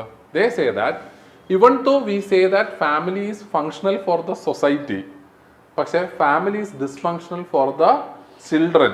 അതെല്ലാ ഫാമിലിയിലും അല്ല, certain ഫാമിലീസിൽ. എങ്ങനെയാണ് certain ഫാമിലീസിൽ ചിൽഡ്രൻ ബലിയാടുകളാവുന്നത്? ബിക്കോസ് ദേ സേ ദാറ്റ് ഈ ന്യൂക്ലിയർ ഫാമിലിയിൽ ഹസ്ബൻഡും വൈഫും മാത്രമേ ഉള്ളൂ, അവർ തന്നെ എല്ലാ കാര്യങ്ങളും മാനേജ് ചെയ്യണം. അത് കാരണം അവരിൽ എന്ത് സംഭവിക്കും? സ്ട്രെസ്സും സ്ട്രെയിനും കൂടുതലായിരിക്കും അല്ലേ? ഈ സ്ട്രെസ്സും സ്ട്രെയിനും പലപ്പോഴും ഹസ്ബൻഡും വൈഫും ആരെടുത്താണ് വെന്റ് ഔട്ട് ചെയ്യുന്നത്? പിള്ളേരെടുത്തായിരിക്കും അല്ലേ? അങ്ങനെ അവരുടെ സ്ട്രെസ്സും സ്ട്രെയിനും പിള്ളേരെടുത്ത് വെന്റ് ഔട്ട് ചെയ്യുമ്പം പിള്ളേർ എന്താവുകയാണ്? Emotionally disturbed ആവുകയല്ലേ? അവരെ ചെറിയ ചെറിയ കാര്യങ്ങൾക്ക് എന്ത് ചെയ്യാം? അവരെ വഴക്ക് പറയാം അല്ലേ? അവരെ പേടിപ്പിക്കുക. കാരണം ജനറലി അവർ ചെയ്യുന്നത് ഇത് അങ്ങനെ ചെയ്യണം എന്ന് വിചാരിച്ചിട്ടല്ല, പക്ഷെ അവരുടെ സ്ട്രെസ്സും ഫ്രസ്ട്രേഷനൊക്കെ വെന്റ് ഔട്ട് ചെയ്യുന്നതാണ്. റൈറ്റ്? ഇങ്ങനെയുള്ള പ്രശ്നങ്ങൾ കാരണം പിള്ളേരിൽ എന്ത് സംഭവിക്കും? ഇമോഷണൽ ഇഷ്യൂസ് ഉണ്ടാവും അല്ലേ? അവര് വളർന്നു വരുമ്പോൾ അവർ പേടിയോടെ ആയിരിക്കും വളരുക. കുറെ ഇമോഷണൽ ഇഷ്യൂസ് ആയിരിക്കും ഉണ്ടാവും, ചിൽഡ്രന് ഉണ്ടാവും. അപ്പൊ ഇത് ചിൽഡ്രന് നല്ലതാണോ ഫാമിലി? അല്ല. ഇത് എല്ലാ ഫാമിലിയും നമുക്ക് പറയാൻ പറ്റില്ല, പക്ഷേ സർട്ടൻ ഫാമിലീസ് ചിൽഡ്രൻ എന്തല്ല, നല്ലതല്ല. ക്ലിയർ ആണോ അല്ലേ? പക്ഷേ ഇവരൊരു ഫങ്ഷണലിസ്റ്റുകൾ ആയതുകൊണ്ട് തന്നെ ഇവർ പറയാണ്, എന്നാലും ഇത് ജനറൽ ആയിട്ട് നമ്മൾ നോക്കുവാണെങ്കിൽ സൊസൈറ്റിക്കും പേരൻസിനും ഫങ്ഷനാണ്. കാരണം എന്താ? പേരൻസിനെ സംബന്ധിച്ചിടത്തോളം അവരുടെ ഫ്രസ്ട്രേഷൻ വെന്റ് ഔട്ട് ചെയ്യാനുള്ള ഒരു നല്ലൊരു ടൂളാണ് ചിൽഡ്രൻ. അതോടെ അവർക്ക് സമാധാനമായി, അവരുടെ ഫ്രസ്ട്രേഷൻ ഒക്കെ തീർന്നു അല്ലേ? അതുകൊണ്ട് തന്നെ ഈ പേരൻസിന് സൊസൈറ്റിയിൽ വളരെ സന്തോഷത്തോടെ മറ്റുള്ളവരുമായിട്ട് ഡീൽ ചെയ്യാൻ പറ്റുന്നു. കാരണം ഫ്രസ്ട്രേഷൻ ബിൽഡ് ആയി കഴിഞ്ഞാൽ മറ്റുള്ളവർ തമ്മിൽ ഡീൽ ചെയ്യുന്ന രീതിയും മാറും. പക്ഷെ ആ ഫ്രസ്ട്രേഷൻ ചിൽഡ്രൻ്റെ അടുത്ത് തീർക്കുന്നത് കൊണ്ട് ചിൽഡ്രന്റെ മോശമാണ്, പക്ഷെ പേരൻസിന് നല്ലതാണ്. ഇനി പേരൻസിന് നല്ലതായതുകൊണ്ട് തന്നെ പേരൻസ് സൊസൈറ്റിയിലും നല്ല രീതിയിൽ ബിഹേവ് ചെയ്യുന്നത് കൊണ്ട് അതായിരിക്കും നല്ലതാണ്, സൊസൈറ്റിക്കും നല്ലതാണ്. അപ്പൊ അവർ പറയാണ്, ചിൽഡ്രന്റെ കുറച്ച് പ്രശ്നമാണെങ്കിലും നമ്മളത് കാര്യമാക്കണ്ട, ഓവറോൾ നോക്കുമ്പം ഇതെന്താണ്? ഫങ്ഷണൽ ആണ്. കാരണം അവർ ഫങ്ഷണലിസ്റ്റുകളാണല്ലോ, അപ്പൊ അവരങ്ങനെയല്ലേ പറയുള്ളൂ. പക്ഷെ എന്നാലും അവർ കാണിച്ചൊരു ധൈര്യം എന്താണ്? അതിനകത്ത് നിന്നുകൊണ്ട് ഇതെല്ലാവർക്കും ഫങ്ഷണൽ അല്ല, ചില ഫാമിലീസിൽ ചിൽഡ്രന് ഫാമിലി എന്താണ്? ഫങ്ഷണൽ അല്ല എന്നുള്ളത് അവർ പറഞ്ഞു. എന്നിട്ട് അവർ പറയാണ്, നമ്മൾ ഒന്ന് അളന്നു നോക്കുവാണെങ്കിൽ ചിൽഡ്രൻ ഉണ്ടാവുന്ന നെഗറ്റീവ്സ് ഓക്കെ അതിൻ്റെ നമ്മൾ മൈൻഡ് ആക്കണ്ട. കാരണം എന്താണ്? അതുകൊണ്ടുണ്ടാവുന്ന ഗുണം ആ നെഗറ്റീവിനേക്കാളും ബെറ്റർ ആണ് സൊസൈറ്റിക്ക്. കാരണം ചിൽഡ്രൻ ഉണ്ടാവുന്ന ഇമോഷണൽ ഡിസ്റ്റർബൻസിനേക്കാളും അബദ്ധമായിരിക്കും ആ സ്ട്രെസ്സും ഫ്രസ്ട്രേഷനും പേരൻസ് പുറത്തെ സമൂഹത്തിൽ എന്ത് ചെയ്യാൽ കാണിച്ചാൽ. അപ്പൊ അതുകൊണ്ട് നമ്മൾ തൂക്കി നോക്കുമ്പോൾ എന്താണ് നല്ലത്?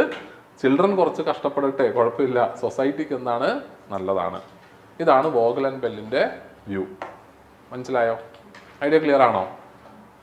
So, through their work, emotionally disturbed child as a family scapegoat, they mentioned the dysfunctions of family. പക്ഷേ what is dysfunctional for the child can be seen as functional for the parents, for the family unit and for the society as a whole.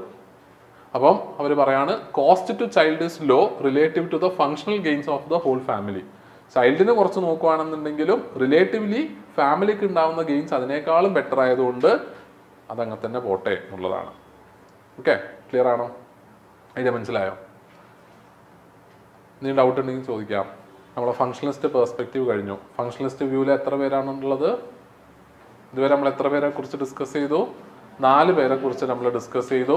First നമ്മൾ start ചെയ്തത് ജി.പി. Murdock, അത് കഴിഞ്ഞ് MacIver, then Talcott Parsons and finally Vogel and bell.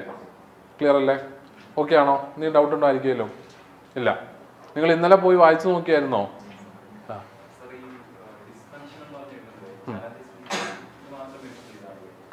എങ്ങനെ dysfunctional ആണെന്നുള്ളതാണോ? അങ്ങനെ തന്നെയാണ് എഴുതേണ്ടത്. അതായത് നമ്മൾ ഇതിൻ്റെ ഒരു എഴുതുന്ന സമയത്ത് നമ്മൾ ചെയ്യേണ്ട കാര്യം, according to Vogel and Bell, even though family as a unit is functional for the society as a whole, however it is dysfunctional for the children because the stress and frustration of parents are vented out at the children, which can cause emotional disturbance in them. ഇത്ര പറഞ്ഞാൽ മതി. അത് നമ്മൾ തുടക്കത്തിൽ ഒന്നിക്കും നമുക്കത് തുടക്കത്തിൽ അത് പറഞ്ഞു തുടങ്ങാം. അതായത് family as a whole functional ആണ്, ബിക്കോസ് പേരൻസിനും സൊസൈറ്റി ആസ് എ ഹോളിനും ഫാമിലി ഫങ്ഷണൽ ആണ്, ഇവൺ തോ അത് ചിൽഡ്രന് ഡിസ്ഫങ്ഷണൽ ആണ്. ആ ചിൽഡ്രൻ എങ്ങനെയാണ് ഡിസ്ഫങ്ഷണൽ ആവുന്നത്? ബിക്കോസ് ഈ stress and frustration went out ചെയ്യുമ്പോൾ ചൈൽഡിന് ഇമോഷണൽ ഡിസ്റ്റർബൻസസ് ഉണ്ടാവാം. ഓക്കെ, ആ രീതിയിൽ നമ്മൾ പറഞ്ഞാൽ മതി. ക്ലിയർ ആണോ? ഐഡിയ മനസ്സിലായോ? സി, നമ്മൾ ഒരു കാര്യം കൂടി ഞാൻ പറയാം. നമ്മളെ നോട്ടിലുള്ള കണ്ടന്റ് എന്ന് പറയുന്നത് കുറേ വലുതായിരിക്കും. ഓക്കെ, കാരണം നോട്ടിലെ കണ്ടന്റിന്റെ ഉദ്ദേശം എന്താണ്? നിങ്ങൾക്കൊരു ഓവറോൾ കണ്ടന്റ് തരിക എന്നുള്ളതാണ്. ഓക്കെ, പക്ഷെ നിങ്ങൾ അത് മൊത്തം ആൻസറിൽ എഴുതണോ? അങ്ങനെ എഴുതാൻ നിന്ന് കഴിഞ്ഞാൽ 150 വാക്കിൻ്റെ ആൻസർ നിങ്ങൾ ചിലപ്പം 1000 വേർഡ്സിലൊക്കെ എഴുതി കളയും. കാരണം നമ്മളെ നോട്ട്സിൽ അത്രയും കൂടുതൽ എലാബറേറ്റ് ചെയ്തിട്ടാണ് എക്സ്പ്ലെയിൻ ചെയ്യുക. അപ്പം നിങ്ങൾ ചെയ്യേണ്ട ഒരു കാര്യം എന്താണ്, ഇപ്പം നമ്മളെ PPT ഉണ്ടല്ലോ, ഇത് ഞാൻ നിങ്ങൾക്ക് ഷെയർ ചെയ്യും. ഓക്കെ, ഇതിനകത്ത് നമ്മൾ വളരെ ഇമ്പോർട്ടൻ്റ് ആയിട്ടുള്ള പോയിന്റ്സ് മാത്രമേ പറയുന്നുള്ളൂ. അപ്പം അത് വെച്ച് നിങ്ങൾ കമ്പയർ ചെയ്തിട്ട് ഇമ്പോർട്ടൻറ്റ് പോയിന്റ്സ് മാത്രമാണ് നിങ്ങൾ ആൻസറിൽ എഴുതേണ്ട ആവശ്യമുള്ളൂ. ഓക്കെ, ഞാനൊന്ന് എഴുതിപ്പിക്കാം, അപ്പം നിങ്ങൾക്ക് ഒരു ഐഡിയ കിട്ടും എത്രത്തോളം ആണ് അതിൻ്റെ ഒരു, നിങ്ങൾ എഴുതുമ്പോൾ എത്രത്തോളം കൂടുന്നുണ്ടെന്നും കുറയുന്നുണ്ടെന്നൊക്കെ ഉള്ളത് നിങ്ങൾക്ക് മനസ്സിലാവും. ഓക്കെ, എല്ലാവരും എഴുതാൻ തയ്യാറായി വരുന്നതാണോ? ഇന്ന് തന്നെ നമുക്കൊന്ന് എഴുതിയാലോ? താല്പര്യം ഉണ്ടെങ്കിൽ ഇന്ന് തന്നെ എഴുതാം. താല്പര്യം ഉണ്ടാവില്ല, നിങ്ങൾക്ക് ഒരിക്കലും ഉണ്ടാവില്ല, പക്ഷെ എനിക്കുണ്ട്. ഓക്കെ, ഇനി നമ്മൾ ക്രിട്ടിക്കൽ വ്യൂസിലേക്ക് പോവാം. ഓൾ റൈറ്റ്, എന്തെങ്കിലും ഡൗട്ട് ഉണ്ടോ ഇവിടെ? ഓൺലൈൻ വാല്യൂ കൺസെൻസസിനെ ഒരിക്കലും കൂടി എക്സ്പ്ലെയിൻ ചെയ്യാൻ. ഓക്കെ, വാല്യൂ കൺസെൻസസ് എന്ന് പറയുന്നത് ഒരു സൊസൈറ്റിയിലുള്ള എല്ലാ മെമ്പേഴ്സും ആ സൊസൈറ്റിയുടെ വാല്യൂസിനെ അക്സെപ്റ്റ് ചെയ്യും, ഫോളോ ചെയ്യുന്നതിനെയാണ് നമ്മൾ വാല്യൂ കൺസെൻസസ് എന്ന് പറയുന്നത്. ഓക്കെ, അപ്പം ഒരു സമൂഹത്തിലുള്ള വാല്യൂസ് എല്ലാവരും ഒരേപോലെ അതിനെ അക്സെപ്റ്റ് ചെയ്യും, അതിനെ ഫോളോ ചെയ്യുകയും ചെയ്താൽ ആ സൊസൈറ്റിയിൽ സ്റ്റെബിലിറ്റി ഉണ്ടാവും. നമ്മൾ ആ ടേമിനെ കുറിച്ച് ആലോചിച്ചാൽ മതി. കൺസെൻസസ് എന്ന് പറയുന്നത് എന്താണ്? എല്ലാവരും തമ്മിലൊരു ധാരണയുണ്ട് അല്ലേ, എന്തിന്റെ കാര്യത്തിലാണ്? വാല്യൂസിന്റെ കാര്യത്തിൽ. അതാണ് വാല്യൂ കൺസെൻസസ്. ഓക്കെ, ക്ലിയർ ആണോ? All right. ഓക്കെ, ഇനി ക്രിട്ടിക്കൽ വ്യൂസിലേക്ക് പോവാം. ഈ ക്രിട്ടിക്കൽ വ്യൂസിനകത്ത് നമ്മൾ ചെയ്യുന്ന കാര്യം, അല്ലെങ്കിൽ നമ്മൾ ഡിസ്കസ് ചെയ്യാൻ പോകുന്ന കാര്യം, എങ്ങനെയാണ് various other thinkers family as an ഇൻസ്റ്റിറ്റ്യൂഷനെ നെഗറ്റീവായിട്ട് കൺസിഡർ ചെയ്യുന്നത് എന്നുള്ളതാണ്. അതുകൊണ്ടാണ് ഇതിനെ ക്രിട്ടിക്കൽ വ്യൂസ് എന്ന് പറയുന്നത്. ഓക്കെ, സോ ക്രിട്ടിക്കൽ വ്യൂസിൽ നമ്മൾ ആദ്യമായി ഡിസ്കസ് ചെയ്യാൻ പോകുന്നത് എഡ്മണ്ട് ലീച്ച് എന്ന് പറയുന്ന ഒരു തിങ്കറിന്റെ കോൺസെപ്റ്റ് ആണ്. Edmund Leach. ഓക്കെ, ഈ എഡ്മണ്ട് ലീച്ച് എന്ന് പറയുന്ന തിങ്കർ സേസ് ദാറ്റ് ഫാമിലി പഴയ കാലങ്ങളിൽ ശരിക്കും ഒരുപാടധികം ഇമോഷണൽ സപ്പോർട്ട് പ്രൊവൈഡ് ചെയ്തിട്ടുണ്ട്. ഈ പഴയ കാലങ്ങളിലെ ഫാമിലി എന്ന് പറയുമ്പം ഉദ്ദേശിക്കുന്നത് എന്തായിരിക്കും? ജോയിന്റ് ഫാമിലി ആയിരിക്കും അല്ലേ? പക്ഷേ ഇൻഡസ്ട്രിയൽ സൊസൈറ്റി എത്തിയപ്പോഴത്തേക്ക് ഫാമിലി എന്തായി? They have to rely on their own resources അല്ലേ? They cannot rely on others. Vast network ഉണ്ടോ? ഇല്ല. ഒരു ഹസ്ബൻഡ്, വൈഫ്, അവരുടെ ചിൽഡ്രൻ, അത്രേ ഉള്ളൂ. അപ്പം അങ്ങനെ വരുന്ന ഒരു സാഹചര്യത്തിൽ ഫാമിലിയുടെ ബേർഡൻ കൂടിക്കൊണ്ടിരിക്കുകയല്ലേ? എങ്ങനെയാണ് ഫാമിലിയുടെ ബേർഡൻ കൂടുന്നത്?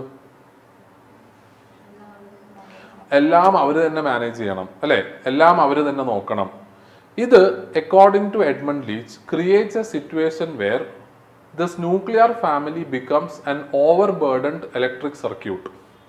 നമ്മൾ ഈ ഓവർ ബേർഡൻഡ് ഇലക്ട്രിക് സർക്യൂട്ട് എന്ന് പറയുന്നത് എന്താണ്? ഹെവി ലോഡ് എടുക്കുന്ന, അതിന് താങ്ങാൻ പറ്റുന്നതിനേക്കാളും കൂടുതൽ ലോഡ് എടുക്കുന്ന ഒരു ഇലക്ട്രിക് സർക്യൂട്ട്. അതിനെന്താ സംഭവിക്കുക? അത് ഏത് നിമിഷവും ഫ്യൂസ് അടിച്ചു പോവാം. ആ ഒരു അവസ്ഥയാണ് ഇൻഡസ്ട്രിയൽ സൊസൈറ്റിയിലുള്ള ഫാമിലിക്ക് എന്നാണ് എഡ്മണ്ട് ലീച്ച് പറയുന്നത്. അത്രയും അധികം ബേർഡൻഡ് ആണ്, അത്രയധികം സ്ട്രെസ്സും സ്ട്രെയിനിലേക്ക് കൂടിയാണ് പലപ്പോഴും ഇൻഡസ്ട്രിയൽ സൊസൈറ്റിയിലുള്ള ഫാമിലീസ് കടന്നു പോകുന്നത്. ആസ് എ റിസൾട്ട് ആ ഫാമിലി ഏത് നിമിഷം എന്താവാം? തകരാം. ഓക്കെ, അവിടെ ഡിവോഴ്സ് ഉണ്ടാവാം, അല്ലെങ്കിൽ അത് ബ്രേക്ക് ഡൗൺ ആവാം, എന്ത് രീതിയിലും സംഭവിക്കാം. സോ അവർ പറയുന്ന ഒരു കാര്യം, ഇത് ഇന്നത്തെ കാലത്തെ എല്ലാ ഫാമിലീസിലും നമുക്ക് കാണാൻ പറ്റുന്നുണ്ട്. അപ്പൊ ഫാമിലി നല്ലതാണോ? അല്ല എന്നാണ് അവർ പറയുന്നത്. ബിക്കോസ് എന്താണ്?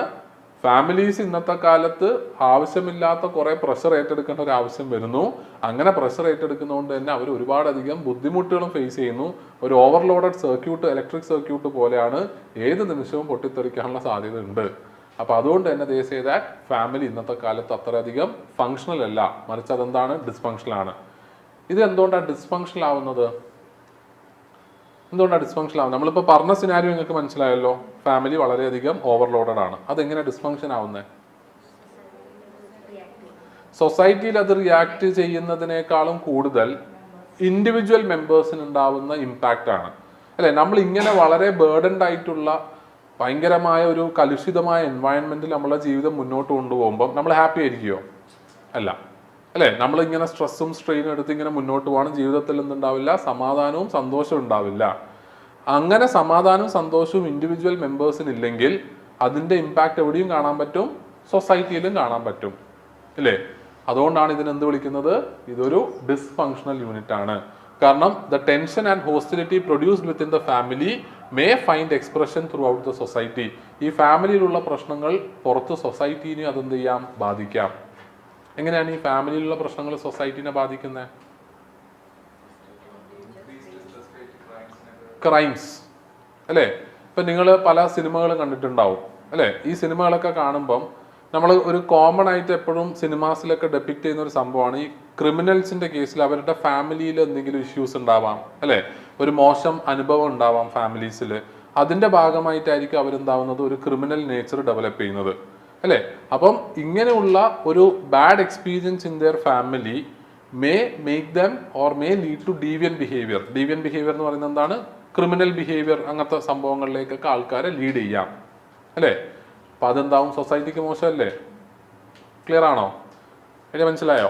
അപ്പം അതുകൊണ്ടാണ് നമ്മൾ പറയുന്നത് ഇങ്ങനെ ഓവർ ബേർഡൻഡ് ആയിട്ടുള്ള families are dysfunctional for society. സൊസൈറ്റിയിൽ അത് മോശമായി ബാധിക്കും.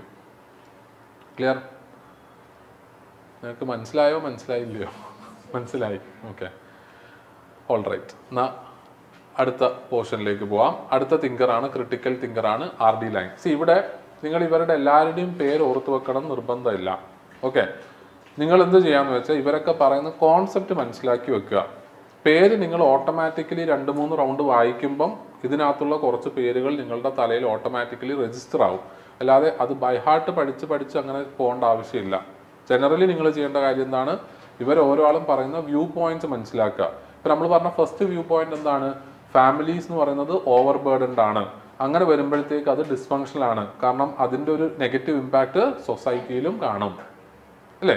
ഈ ഒരു കോൺസെപ്റ്റ് മനസ്സിലാക്കി വെക്കുക, അത്രേ ആവശ്യമുള്ളൂ. ബാക്കി നിങ്ങൾ 2-3 തവണ വായിക്കുമ്പം ഇതിനകത്ത് കുറച്ച് പേരുകൾ നിങ്ങളുടെ ഓർമ്മയിൽ നിൽക്കും. ഇനി നമ്മളിവിടെ മെൻഷൻ ചെയ്തിട്ടുള്ള എല്ലാവരുടെയും പേര് വെച്ചിട്ട് തന്നെ നിങ്ങൾ എക്സാമിന് എഴുതണം എന്നില്ല. അങ്ങനെ എഴുതാൻ പറ്റുന്നുണ്ടെങ്കിൽ നല്ലതാണ്. ഇല്ലെങ്കിൽ നിങ്ങൾ എന്ത് ചെയ്താൽ മതി? ഇവർ പറയുന്ന ഐഡിയയിൽ എന്ത് ചെയ്താൽ മതി? എഴുതിയാലും മതി. ഇപ്പം ചില ആൾക്കാർ ചെയ്യുന്ന ഒരു കാര്യമുണ്ട്, തിങ്കറിന്റെ പേര് മറന്നു പോകും. അപ്പോൾ എന്താ എഴുതാന്ന് അറിയാം? According to a thinker. ഇതിങ്ങനെയാണ്. അങ്ങനെ എഴുതരുത്. അത് കാരണം നമ്മൾ വെളിവാക്കി കൊടുക്കാത്തതായിട്ട് നമുക്കത് അറിയില്ല. അതുകൊണ്ട് അക്കോർഡിംഗ് ടു തിങ്കർ എന്നൊന്നും പറയണ്ട. നിങ്ങൾ അവരുടെ ഐഡിയ എഴുതുക. ഈ ഐഡിയക്ക് നിങ്ങളൊരു സബ് ഹെഡിങ് കൊടുത്താൽ മതി. എന്താണ്? ഫാമിലി ഈസ് ഓവർ ബേർഡൻഡ്, അല്ലെങ്കിൽ family as over burdened electric circuit എന്നിട്ട് ആ ഐഡിയ അങ്ങ് എഴുതുക. ക്ലിയർ ആണോ? കാരണം നമ്മൾ ഈ സിലബസിൽ പഠിക്കുന്ന ഈച്ച് ആൻഡ് എവറി ചെറിയ ചെറിയ തിങ്കറിന്റെ പേരൊന്നും നിങ്ങൾക്ക് ഓർത്ത് വെക്കാൻ പറ്റില്ല. ഞാനിത് കുറേ കൊല്ലങ്ങളായി പഠിപ്പിക്കുന്നതുകൊണ്ടാണ് എനിക്ക് ഈ പേരൊക്കെ ഓർമ്മ ഉള്ളത്. ഓക്കെ, പക്ഷേ റിയാലിറ്റിയിൽ നമ്മളൊരു പ്രാക്ടിക്കൽ സെൻസിൽ നോക്കുമ്പം ഇതിനകത്തുള്ള കുറച്ച് പേരുകൾ നിങ്ങൾ റീപ്രൊഡ്യൂസ് ചെയ്താൽ തന്നെ നിങ്ങൾക്ക് എന്ത് ചെയ്യും? മാർക്ക് കിട്ടും. മനസ്സിലായോ? കാരണം ഈ ചാപ്റ്ററിൽ മാത്രമല്ലല്ലോ, ഇനിയും കുറേ ചാപ്റ്റേഴ്സ് ഉണ്ട്. അവിടെയും കുറച്ച് ചെറിയ ചെറിയ തിങ്കേഴ്സ് ഉണ്ട്. ഇതൊക്കെ ഓർത്ത് വെക്കാൻ പറ്റുമോ? ഭയങ്കര ബുദ്ധിമുട്ടാണ്. നമ്മൾ ഒരു ചാപ്റ്റർ മാത്രം പഠിക്കുകയാണെങ്കിൽ നമുക്ക് ഓർത്ത് വെക്കാൻ പറ്റുമായിരിക്കും. പക്ഷെ കുറേ ചാപ്റ്റേഴ്സ് നമ്മൾ പഠിക്കുമ്പോൾ അങ്ങനെ പറ്റില്ല. അപ്പം അതുകൊണ്ട് നിങ്ങളത് ഐഡിയ ആയിട്ട് മാത്രം എഴുതിയാലും മതി. ഓക്കെ, ഇനി അടുത്തത് RD ലൈൻ എന്ന് പറയുന്ന തിങ്കറാണ്. ഇത് വളരെ ഇൻട്രസ്റ്റിംഗ് ആയിട്ടുള്ളതും നിങ്ങൾക്ക് ചിലപ്പോൾ റിലേറ്റ് ചെയ്യാൻ പറ്റുന്നതുമായിട്ടുള്ള ഒരു കാര്യമായിരിക്കും. RD ലൈൻ പറയുന്ന ഒരു കാര്യം, ഫാമിലിയിൽ നടക്കുന്ന ഒരു പ്രോസസ്സ് എന്ന് പറയുന്നത് ഇന്റീരിയറൈസേഷൻ ഓഫ് ഫാമിലി എന്നുള്ളതാണ്. എന്താണ് ഈ ഇന്റീരിയറൈസേഷൻ ഓഫ് ഫാമിലി? മീനിങ് നമ്മളെല്ലാവരും എന്താ ചെയ്യുന്നത്? നമ്മളുടെ ഫാമിലിനെ അല്ലേ, ഫാമിലിയുടെ വാല്യൂസ് എന്താണോ, ഫാമിലിയുടെ ഒരു ആറ്റിറ്റ്യൂഡ് എന്താണോ, ഇതൊക്കെ നമ്മൾ നമ്മളുടെ ഉള്ളിലേക്ക് എടുക്കുകയല്ലേ? റൈറ്റ്? ഒരു ഫാമിലിയിലുള്ള എല്ലാ ആൾക്കാരും ഏതാണ്ട് ഒരേപോലെ അല്ലേ ഉണ്ടാവുക? അവരുടെ ഒരു ആറ്റിറ്റ്യൂഡ് ആണെങ്കിലും ബിഹേവിയർ ആണെങ്കിലും. അത് എന്തുകൊണ്ടാണ്? ബിക്കോസ് ചെറുപ്പം തൊട്ടിട്ടേ നമ്മളുടെ ഫാമിലിയുടെ വാല്യൂസ്, കാരണം സൊസൈറ്റിക്ക് ഒരു ജനറൽ വാല്യൂസ് ഉണ്ടെങ്കിലും ഓരോ ഫാമിലിക്കും അതിനകത്ത് നിന്നുണ്ടാവും അവരുടേതായ സർട്ടൻ വ്യൂ പോയിന്റ്സും വാല്യൂസും ഉണ്ടാവും. അതല്ലേ നമ്മളിലേക്ക് നമ്മളുടെ പേരൻസ് ട്രാൻസ്ഫർ ചെയ്യുന്നത് അല്ലേ? അങ്ങനെ അവർ ട്രാൻസ്ഫർ ചെയ്യുമ്പോൾ നമ്മൾ ശരിക്കും എന്താ ചെയ്യുന്നത്? നമ്മളുടെ ഫാമിലിയുടെ ഒരു റെപ്ലിക്കയായി മാറുകയല്ലേ നമ്മൾ? നമ്മളെ ഫാമിലി ചിന്തിക്കുന്ന അതേപോലെ നമ്മൾ ചിന്തിക്കണം അല്ലേ? അവർ കീപ്പ് ചെയ്യുന്ന വാല്യൂസ് അതേപോലെ നമ്മൾ കീപ്പ് ചെയ്യണം. ഇപ്പം ഇന്നലെ ക്ലാസ്സിൽ ആരോ പറഞ്ഞു റിലീജിയൻ ഫോളോ ചെയ്യാൻ പറയും ഫാമിലി അല്ലേ? ഇവിടെ തന്നെ അല്ലായിരുന്നു പറഞ്ഞത് അല്ലേ? ഓക്കെ, എന്താണ് മോർണിംഗ് ബാച്ചോ? മോർണിംഗ് ബാച്ച് ഞാൻ ക്ലാസ് എടുത്തിട്ട് കുറേ ഇപ്പം അടുത്ത് ആരടുത്തും ഞാൻ പറഞ്ഞായിരുന്നു. എനിവേ എന്തായാലും നമ്മളെ ഫാമിലി എന്ത് ചെയ്യുന്നു? ഫാമിലിയുടെ വാല്യൂസ് എന്താണോ, അവർക്ക് എന്താണോ താല്പര്യം, അത് നമ്മളിൽ പുഷ് ചെയ്യുന്നില്ലേ? റൈറ്റ്? എന്താ എക്സാമ്പിൾ പറയാൻ പറ്റുമോ നിങ്ങൾക്ക് ആർക്കെങ്കിലും? എന്തൊക്കെ എക്സാമ്പിൾസ് ഉണ്ട് ഈ ഒരു ഇന്റീരിയറൈസേഷൻ ഓഫ് ഫാമിലിയിൽ? കരിയർ പെർസ്യൂ ചെയ്യുമ്പം എന്താണ് സംഭവിക്കുന്നത്? അവർക്ക് ഇഷ്ടമുള്ള ജോലി ചെയ്യാനാണ് നമ്മുടെ അടുത്ത് പറയുന്നത് അല്ലേ? ചെറുപ്പം തൊട്ടിട്ടേ നമ്മളെ കൊണ്ട് എന്ത് ചെയ്യിപ്പിക്കുന്നു? നമ്മളെ ഇപ്പൊ നമ്മളെല്ലാവരും ചിന്തിക്കുന്ന, ജനറലി എല്ലാവരും പറയുന്ന ഒരു കാര്യം എന്താണ്? നമ്മളൊരു എംപ്ലോയി ആവാനാണ് എപ്പോഴും ശ്രമിക്കുന്നത്. കാരണം ചെറുപ്പം തൊട്ടിട്ട് നമ്മളെ ഫാമിലി നമ്മളെ ഉള്ളിൽ കൊണ്ടുവരുന്ന ഒരു ഐഡിയ എന്താണ്? നന്നായി പഠിച്ച് നല്ലൊരു ജോലി വാങ്ങിക്കണം, നന്നായി പഠിച്ച് നല്ലൊരു ജോലി വാങ്ങിക്കണം അല്ലേ? ഇപ്പം എന്നാൽ at the same time drop out ചെയ്തിട്ട് വലിയ ബിസിനസ് ഒക്കെ തുടങ്ങി ഭയങ്കര സക്സസ്ഫുൾ ആയ ആൾക്കാരെ ഫാമിലി നമുക്ക് കാണിച്ചു തന്നിട്ടുണ്ട്. കണ്ടോ, അവരൊക്കെ വലിയ ബിസിനസ് ചെയ്തു. നമ്മൾ കോളേജിൽ പഠിക്കുമ്പോൾ ഫസ്റ്റ് ഇയർ കഴിഞ്ഞിട്ട് നമ്മളെ വീട്ടിൽ പോയി പറയാണ് ഞാൻ കോളേജ് മതിയാക്കി ഞാൻ ബിസിനസ് തുടങ്ങാൻ പോകുന്നു എന്ന് പറഞ്ഞാൽ അവരെന്തായിരിക്കും റെസ്പോണ്ട് ചെയ്യുക? അവർ സമ്മതിക്കുമോ? ഒരിക്കലും സമ്മതിക്കില്ല അല്ലേ? അപ്പോൾ ഇതേപോലെ പല കാര്യങ്ങളിലും ഇല്ലേ, നമ്മൾ ധരിക്കേണ്ട വസ്ത്രങ്ങളെ കുറിച്ച് അവർക്കൊരു ധാരണ ഉണ്ട്. അതനുസരിച്ച് മാത്രമേ നമ്മൾ വസ്ത്രങ്ങൾ ധരിക്കാൻ പാടുള്ളൂ. നമ്മളെ ഹെയർ എങ്ങനെ കീപ്പ് ചെയ്യണം അല്ലേ? എല്ലാ ചെറിയ ചെറിയ കാര്യങ്ങൾക്കും അവർക്ക് എന്തുണ്ട്? അവരുടേതായ സർട്ടൻ നിയമങ്ങളും അവരുടേതായ വ്യൂ പോയിന്റ്സും എല്ലാം ഉണ്ട്. ഇത് അവരെന്ത് ചെയ്യുന്നു? നമ്മളിലേക്ക് ഇൻജെക്ട് ചെയ്യുന്നു. ഇതിനെയാണ് നമ്മൾ എന്ത് വിളിക്കുന്നത്? ഇന്റീരിയറൈസേഷൻ ഓഫ് ഫാമിലി. ക്ലിയർ അല്ലേ? ഓക്കെ. ഇങ്ങനെ ഇന്റീരിയറൈസേഷൻ ഓഫ് ഫാമിലി നടക്കുന്നതിനെ കൊണ്ടുള്ള പ്രശ്നം എന്താണ്? നമ്മൾക്ക് നമ്മളതായ ഒരു സെൽഫ് ഡെവലപ്പ് ചെയ്യാൻ പറ്റില്ല.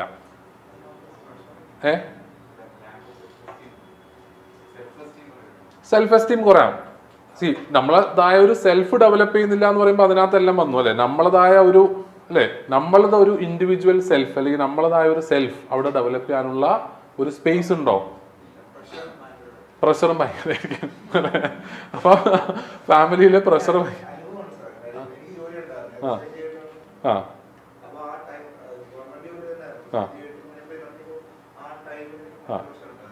അത് സ്വാഭാവികം.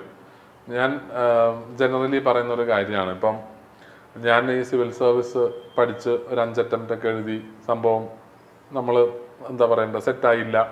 അപ്പം അങ്ങനെ വന്നപ്പം ഞാനൊരു 3rd അറ്റംപ്റ്റ് ഒക്കെ കഴിഞ്ഞോട്ടിട്ട് പഠിപ്പിക്കാൻ സ്റ്റാർട്ട് ചെയ്തായിരുന്നു. അപ്പം ഞാൻ ആലോചിച്ചപ്പോൾ എനിക്ക് പഠിപ്പിക്കാൻ ഇഷ്ടമുണ്ട്.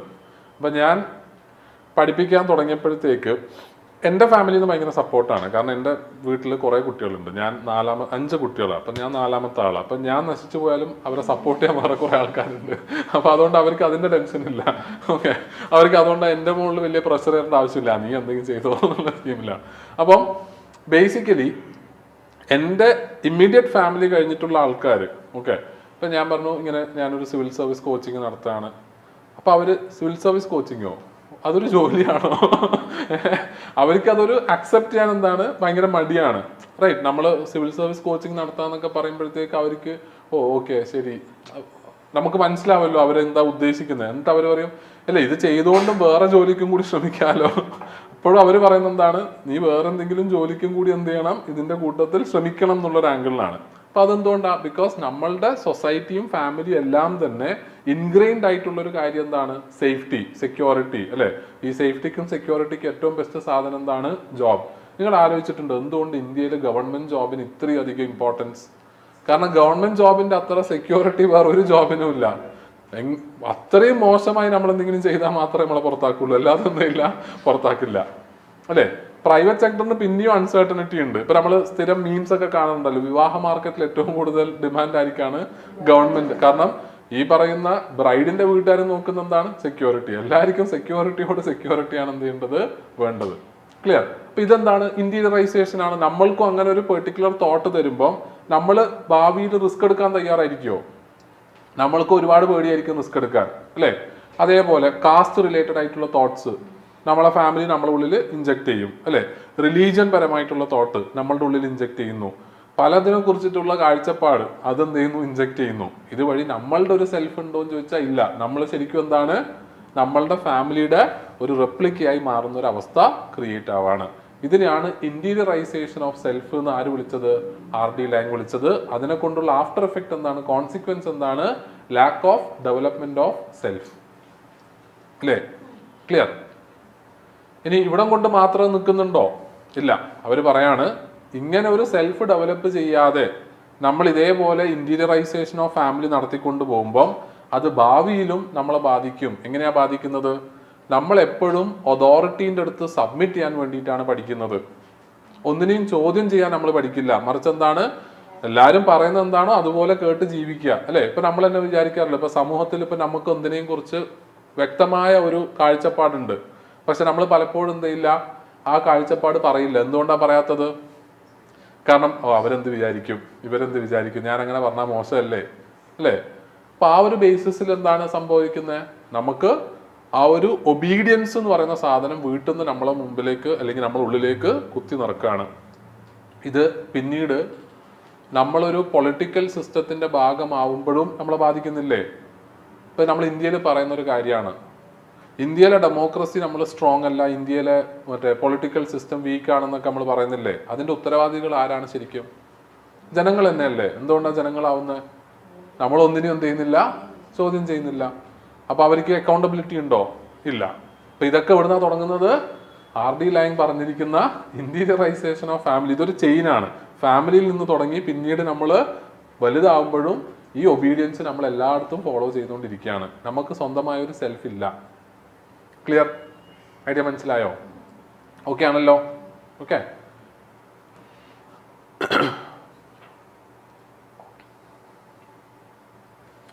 ഇനി അടുത്തതാണ് ഡേവിഡ് കൂപ്പർ എന്ന് പറയുന്ന thinker. See, according to David Cooper, when it comes to that of family, okay, ഈ പുള്ളി കുറച്ചൊരു മാർക്സിയൻ ചിന്താഗതിയുള്ള ഒരാളാണ് ഡേവിഡ് കൂപ്പർ. ഓക്കെ, അതുകൊണ്ട് തന്നെ പുള്ളി പറയുന്നത് ഫാമിലി എന്ന് പറയുന്നത് ഒരു പുതിയ വാക്കാണ്, ചില ആൾക്കാർ നിങ്ങൾ കേട്ടിട്ടുണ്ടാവും. an ideological conditioning device. എന്താണ് ഈ ഐഡിയോളജിക്കൽ കണ്ടീഷനിങ് ഡിവൈസ് എന്ന് ഉദ്ദേശിക്കുന്നത്? ഓക്കെ, പേര് കേൾക്കുമ്പോൾ വലിയ എന്തോ കാര്യം തോന്നുന്നു, സംഭവം സിമ്പിളാണ്. Okay, ideological conditioning device. ഞാൻ ഇതിന്റെ ഭാഗമായിട്ട് നിങ്ങൾക്ക് ജനറിക് ആയിട്ട്, കാരണം നമ്മളെ സൊസൈറ്റിയിൽ നടക്കുന്ന കാര്യങ്ങളായിട്ട് റിലേറ്റ് ചെയ്യുമ്പോഴാണല്ലോ നിങ്ങൾക്ക് കുറേം കൂടി ഒരു വരുന്നത്. നിങ്ങളുടെ ഉള്ളിലുള്ള പല വ്യൂ പോയിന്റ്സും ഓക്കെ, ശരിക്കും അത് നിങ്ങളുടെ വ്യൂ പോയിന്റ്സ് തന്നെയാണെന്ന് നിങ്ങൾ വിശ്വസിക്കുന്നുണ്ടോ? ഇല്ല ഓർ ഉണ്ട് എന്ന് പറയുന്നതിൽ ഞാൻ ഒതുക്കില്ല. അത് എന്തുകൊണ്ടെന്ന് ചോദിക്കും ഞാൻ. ഓക്കെ, നിങ്ങളുടെ പലരുടെയും വ്യൂ പോയിന്റ്സ് ഓക്കെ, അത് നിങ്ങളുടെ വ്യൂ പോയിന്റ്സ് തന്നെയാണെന്ന് നിങ്ങൾക്ക് തോന്നുന്നുണ്ടോ? തോന്നുന്നുണ്ടോ? ഇപ്പം ഇങ്ങനെയൊക്കെ ചോദിച്ചാൽ നമ്മൾ എന്താ പറയാന്നാണ്? സൊസൈറ്റിയിൽ നിന്നാണ്, ഫാമിലിയിൽ നിന്നാണ്. ഓക്കെ, ഞാനൊരു ഉദാഹരണം കുറച്ചും കൂടി സ്പെസിഫിക് ആയിട്ട് പറയാം. നമ്മളെ നാട്ടിൽ ജനറലി ഒരു വ്യൂ ഇല്ലേ, ഇതിപ്പം ഇതിനെ വേറെ അർത്ഥത്തിലൊന്നും എടുക്കരുത്, വളരെ simple and straight forward example ആയിട്ട് മാത്രമാണ്. നമ്മുടെ നാട്ടിൽ സംഘികൾ എന്നൊക്കെ പറഞ്ഞ് ജനറലി ഒരു വ്യൂ പോയിന്റ് ഉണ്ട് അല്ലേ? സംഘികൾ ഇങ്ങനെയാണ്, സംഘികൾ അങ്ങനെയാണ് അല്ലേ? ഞാൻ ഒന്നിനെയോ അനുകൂലിക്കുകയോ പ്രതികൂലിക്കുകയോ ഒന്നും ചെയ്യല്ല. എനിക്ക് ജീവനിൽ കൊതിയും അതിലുപരി നോക്കാനൊരു ഫാമിലിയൊക്കെ ഉണ്ട്. അപ്പം അതുകൊണ്ട് തന്നെ നമ്മളെ ലൈഫ് എടുത്താൽ നമ്മൾ ഈ വ്യൂ പോയിന്റ് അല്ലേ, കേരളത്തിൽ ഞാൻ പറയുന്നത്, ഇന്ത്യയിലല്ല കേരളത്തിൽ, ഇത് നിങ്ങൾ എവിടുന്നാണ് ഈ വ്യൂ പോയിന്റ് മനസ്സിലാക്കിയത്? നിങ്ങൾക്ക് എങ്ങനെയാണ് ഈ വ്യൂ പോയിന്റ് നിങ്ങൾ ഉള്ളിലേക്ക് വന്നത്? നിങ്ങൾ അതിനെക്കുറിച്ച് നിങ്ങൾ വായിച്ചിട്ടാണോ? നിങ്ങൾ അതിനെക്കുറിച്ച് നിങ്ങൾ പഠിച്ചിട്ടാണോ? അല്ല, നിങ്ങൾ നിരന്തരം സോഷ്യൽ മീഡിയയിലും മൂവീസിലും പല സ്ഥലങ്ങളിലും കാണുന്ന കുറേ ഐഡിയാസ് നിങ്ങളുടെ ഉള്ളിലേക്ക് എത്തുകയും അതുവഴി നിങ്ങൾ അതിനെക്കുറിച്ചൊരു പിക്ചർ ക്രിയേറ്റ് ചെയ്യാണ്, ഇതിങ്ങനെയാണ് അല്ലേ? അതുകൊണ്ട് തന്നെ ഒരു സർവേ നടന്നതിൻ്റെ ഒരു കാര്യം ഏതൊരു ചാനലിൽ ഞാൻ കേട്ടായിരുന്നു. സർവേ നടത്തുമ്പം ഇവൺ തോ റൈറ്റ് വിങ് ഐഡിയോളജി സപ്പോർട്ട് ചെയ്യുന്ന ആൾക്കാർ പോലും അവർ റൈറ്റ് വിങ് ഐഡിയോളജിയാണ് സപ്പോർട്ട് ചെയ്യുന്നതെന്ന് പറയാൻ മടിക്കുന്നുണ്ട്. കാരണം എന്താണ്? സംഖ്യയാണെന്ന് പറഞ്ഞ് നമ്മളുടെ നാട്ടിൽ എന്ത് ചെയ്യുന്നുണ്ട്, ഒരു നെഗറ്റീവ് ആയിട്ടുള്ള രീതിയിലാണ് കാണുന്നത് അല്ലേ? ക്ലിയർ ആണോ? ഇതപ്പോൾ ഇവിടുന്ന് വന്നതാ സോഷ്യൽ മീഡിയ അല്ലേ, സിനിമ, റൈറ്റ്? നമ്മളുടെ ഫ്രണ്ട്സുമായിട്ടുള്ള നമ്മളുടെ നിരന്തര ഇൻറ്ററാക്ഷൻസിൽ പല മീംസിലൂടെ അല്ലേ, ഇങ്ങനെയല്ലേ ഇത് ഫോം ചെയ്യുന്നത്? ഇത് നിങ്ങളുടെ വ്യൂ പോയിന്റ് ആണോ? നിങ്ങളായിട്ട് ഇതിനെക്കുറിച്ച് പഠിച്ച് മനസ്സിലാക്കിയെടുക്കുന്ന വ്യൂ പോയിന്റ് ആണോ? ഇല്ല. ഇവിടെ ശരിക്കും എന്താ സംഭവിച്ചിരിക്കുന്നത്? നിങ്ങളെ ഐഡിയോളജിക്കലി കണ്ടീഷൻ ചെയ്തിട്ടാണ്. മീനിങ് ഐഡിയോളജിക്കൽ കണ്ടീഷനിങ് എന്ന് പറയുന്നത് എന്താ? നിങ്ങളുടെ ഉള്ളിലേക്ക് ഒരു പെർട്ടിക്കുലർ ഐഡിയനെ നിങ്ങൾ പോലും അറിയാതെ നിങ്ങളെ കുത്തിവെച്ചിട്ടുണ്ട് അല്ലെ. അതിന്റെ ഭാഗമായി നിങ്ങളുടെ ഒരു കാര്യത്തിന്റെ വ്യൂ ഡിഫറെന്റ് ആവാം. ഇത് ഞാൻ നിങ്ങൾക്ക് പെട്ടെന്ന് റിലേറ്റ് ചെയ്യാൻ പറ്റുന്ന ഒരു എക്സാമ്പിൾ പറഞ്ഞതേ ഉള്ളൂ. ഇതുപോലെയാണ് നിങ്ങൾ ശരിക്കും ഒന്ന് സൂക്ഷ്മമായി പരീക്ഷിച്ചാൽ നിങ്ങളുടെ ലൈഫിൽ പല സംഭവങ്ങളുടെയും കുറിച്ചുള്ള നിങ്ങളുടെ വ്യൂ ഫോം ചെയ്യുന്നത്. ഇനി മനസ്സിലായോ? നമ്മൾ നിരന്തരം ഐഡിയോളജിക്കൽ കണ്ടീഷനിങ് നടന്നുകൊണ്ടിരിക്കുന്നുണ്ട് നമ്മളിൽ. ഓക്കെ, നമ്മൾ എങ്ങനെ ചിന്തിക്കണം എന്നുള്ളതിനെ നമ്മളിങ്ങനെ പറയില്ല, ഇല്ലുമിനാറ്റി എന്നൊക്കെ പറയുന്നില്ലേ, ഒരു ഗ്രൂപ്പ് എന്നൊക്കെ പറയുന്നില്ലേ, അതങ്ങനെ ഒരു ഗ്രൂപ്പായിട്ടൊന്നും നമുക്ക് പറയാൻ പറ്റില്ല. പക്ഷേ ജനറലി സൊസൈറ്റിയിൽ ഐഡിയോളജിക്കൽ കണ്ടീഷനിങ് നടന്നുകൊണ്ടിരിക്കുകയാണ്. ആ ഐഡിയോളജിക്കൽ കണ്ടീഷനിങ് നടത്തുന്നത് എന്തൊക്കെ വഴിയാണ്? ഈ നമ്മൾ സ്ഥിരം പറയുന്നൊരു കാര്യമുണ്ട്, ഒരു ഗ്രൂപ്പിന്, ഓക്കെ, ഒരു റൂളിംഗ് ക്ലാസ്സിന്, ഒരു സമൂഹത്തെ ഒരുപാട് കാലം ഫോഴ്സ് ഉപയോഗിച്ചിട്ട് എന്ത് ചെയ്യാൻ പറ്റില്ല? കൺട്രോൾ ചെയ്യാൻ പറ്റില്ല. ഫോഴ്സ് ഉപയോഗിച്ച് കൺട്രോൾ ചെയ്യാൻ പറ്റുന്നതിന് ഒരു പരിധിയുണ്ട്. ആ പരിധി ക്രോസ് ചെയ്താൽ ആ ഫോഴ്സ് ഉപയോഗിച്ച് കൺട്രോൾ ചെയ്യുന്നത് സ്റ്റോപ്പ് ആവും, അത് പിന്നെ കണ്ടിന്യൂ ചെയ്യാൻ പറ്റില്ല. ഓക്കെ, പക്ഷേ ഒരു റൂളിംഗ് ക്ലാസ്സിന്, ഒരു ഗ്രൂപ്പിന് ഒരുപാട് കാലം കൺട്രോൾ ചെയ്യണമെന്നുണ്ടെങ്കിൽ അവരുപയോഗിക്കുന്ന ടൂൾ എന്താണ്? ഐഡിയോളജി. ഐഡിയോളജി നമ്മളങ്ങ് ഇട്ടുകൊടുക്കുക, അവരത് കൊത്തിക്കോളും, പിന്നെ ഒന്നും പേടിക്കാനില്ല, സെറ്റാണ്. ഇപ്പം നിങ്ങൾ ആലോചിക്കുക, ബ്രിട്ടീഷ് ഇന്ത്യനെ ഭരിച്ചത് ബ്രിട്ടീഷ് ഫോഴ്സിന്റെ മൈറ്റ് കാരണമാണോ? അല്ല. കാരണം ബ്രിട്ടീഷ് ഫോഴ്സിന് ഇന്ത്യയിൽ തന്നെ പല ഡിഫീറ്റ്സ് ഉണ്ടായിട്ടുണ്ട്. പക്ഷെ still they were able to rule India. എന്തുകൊണ്ടാണ്?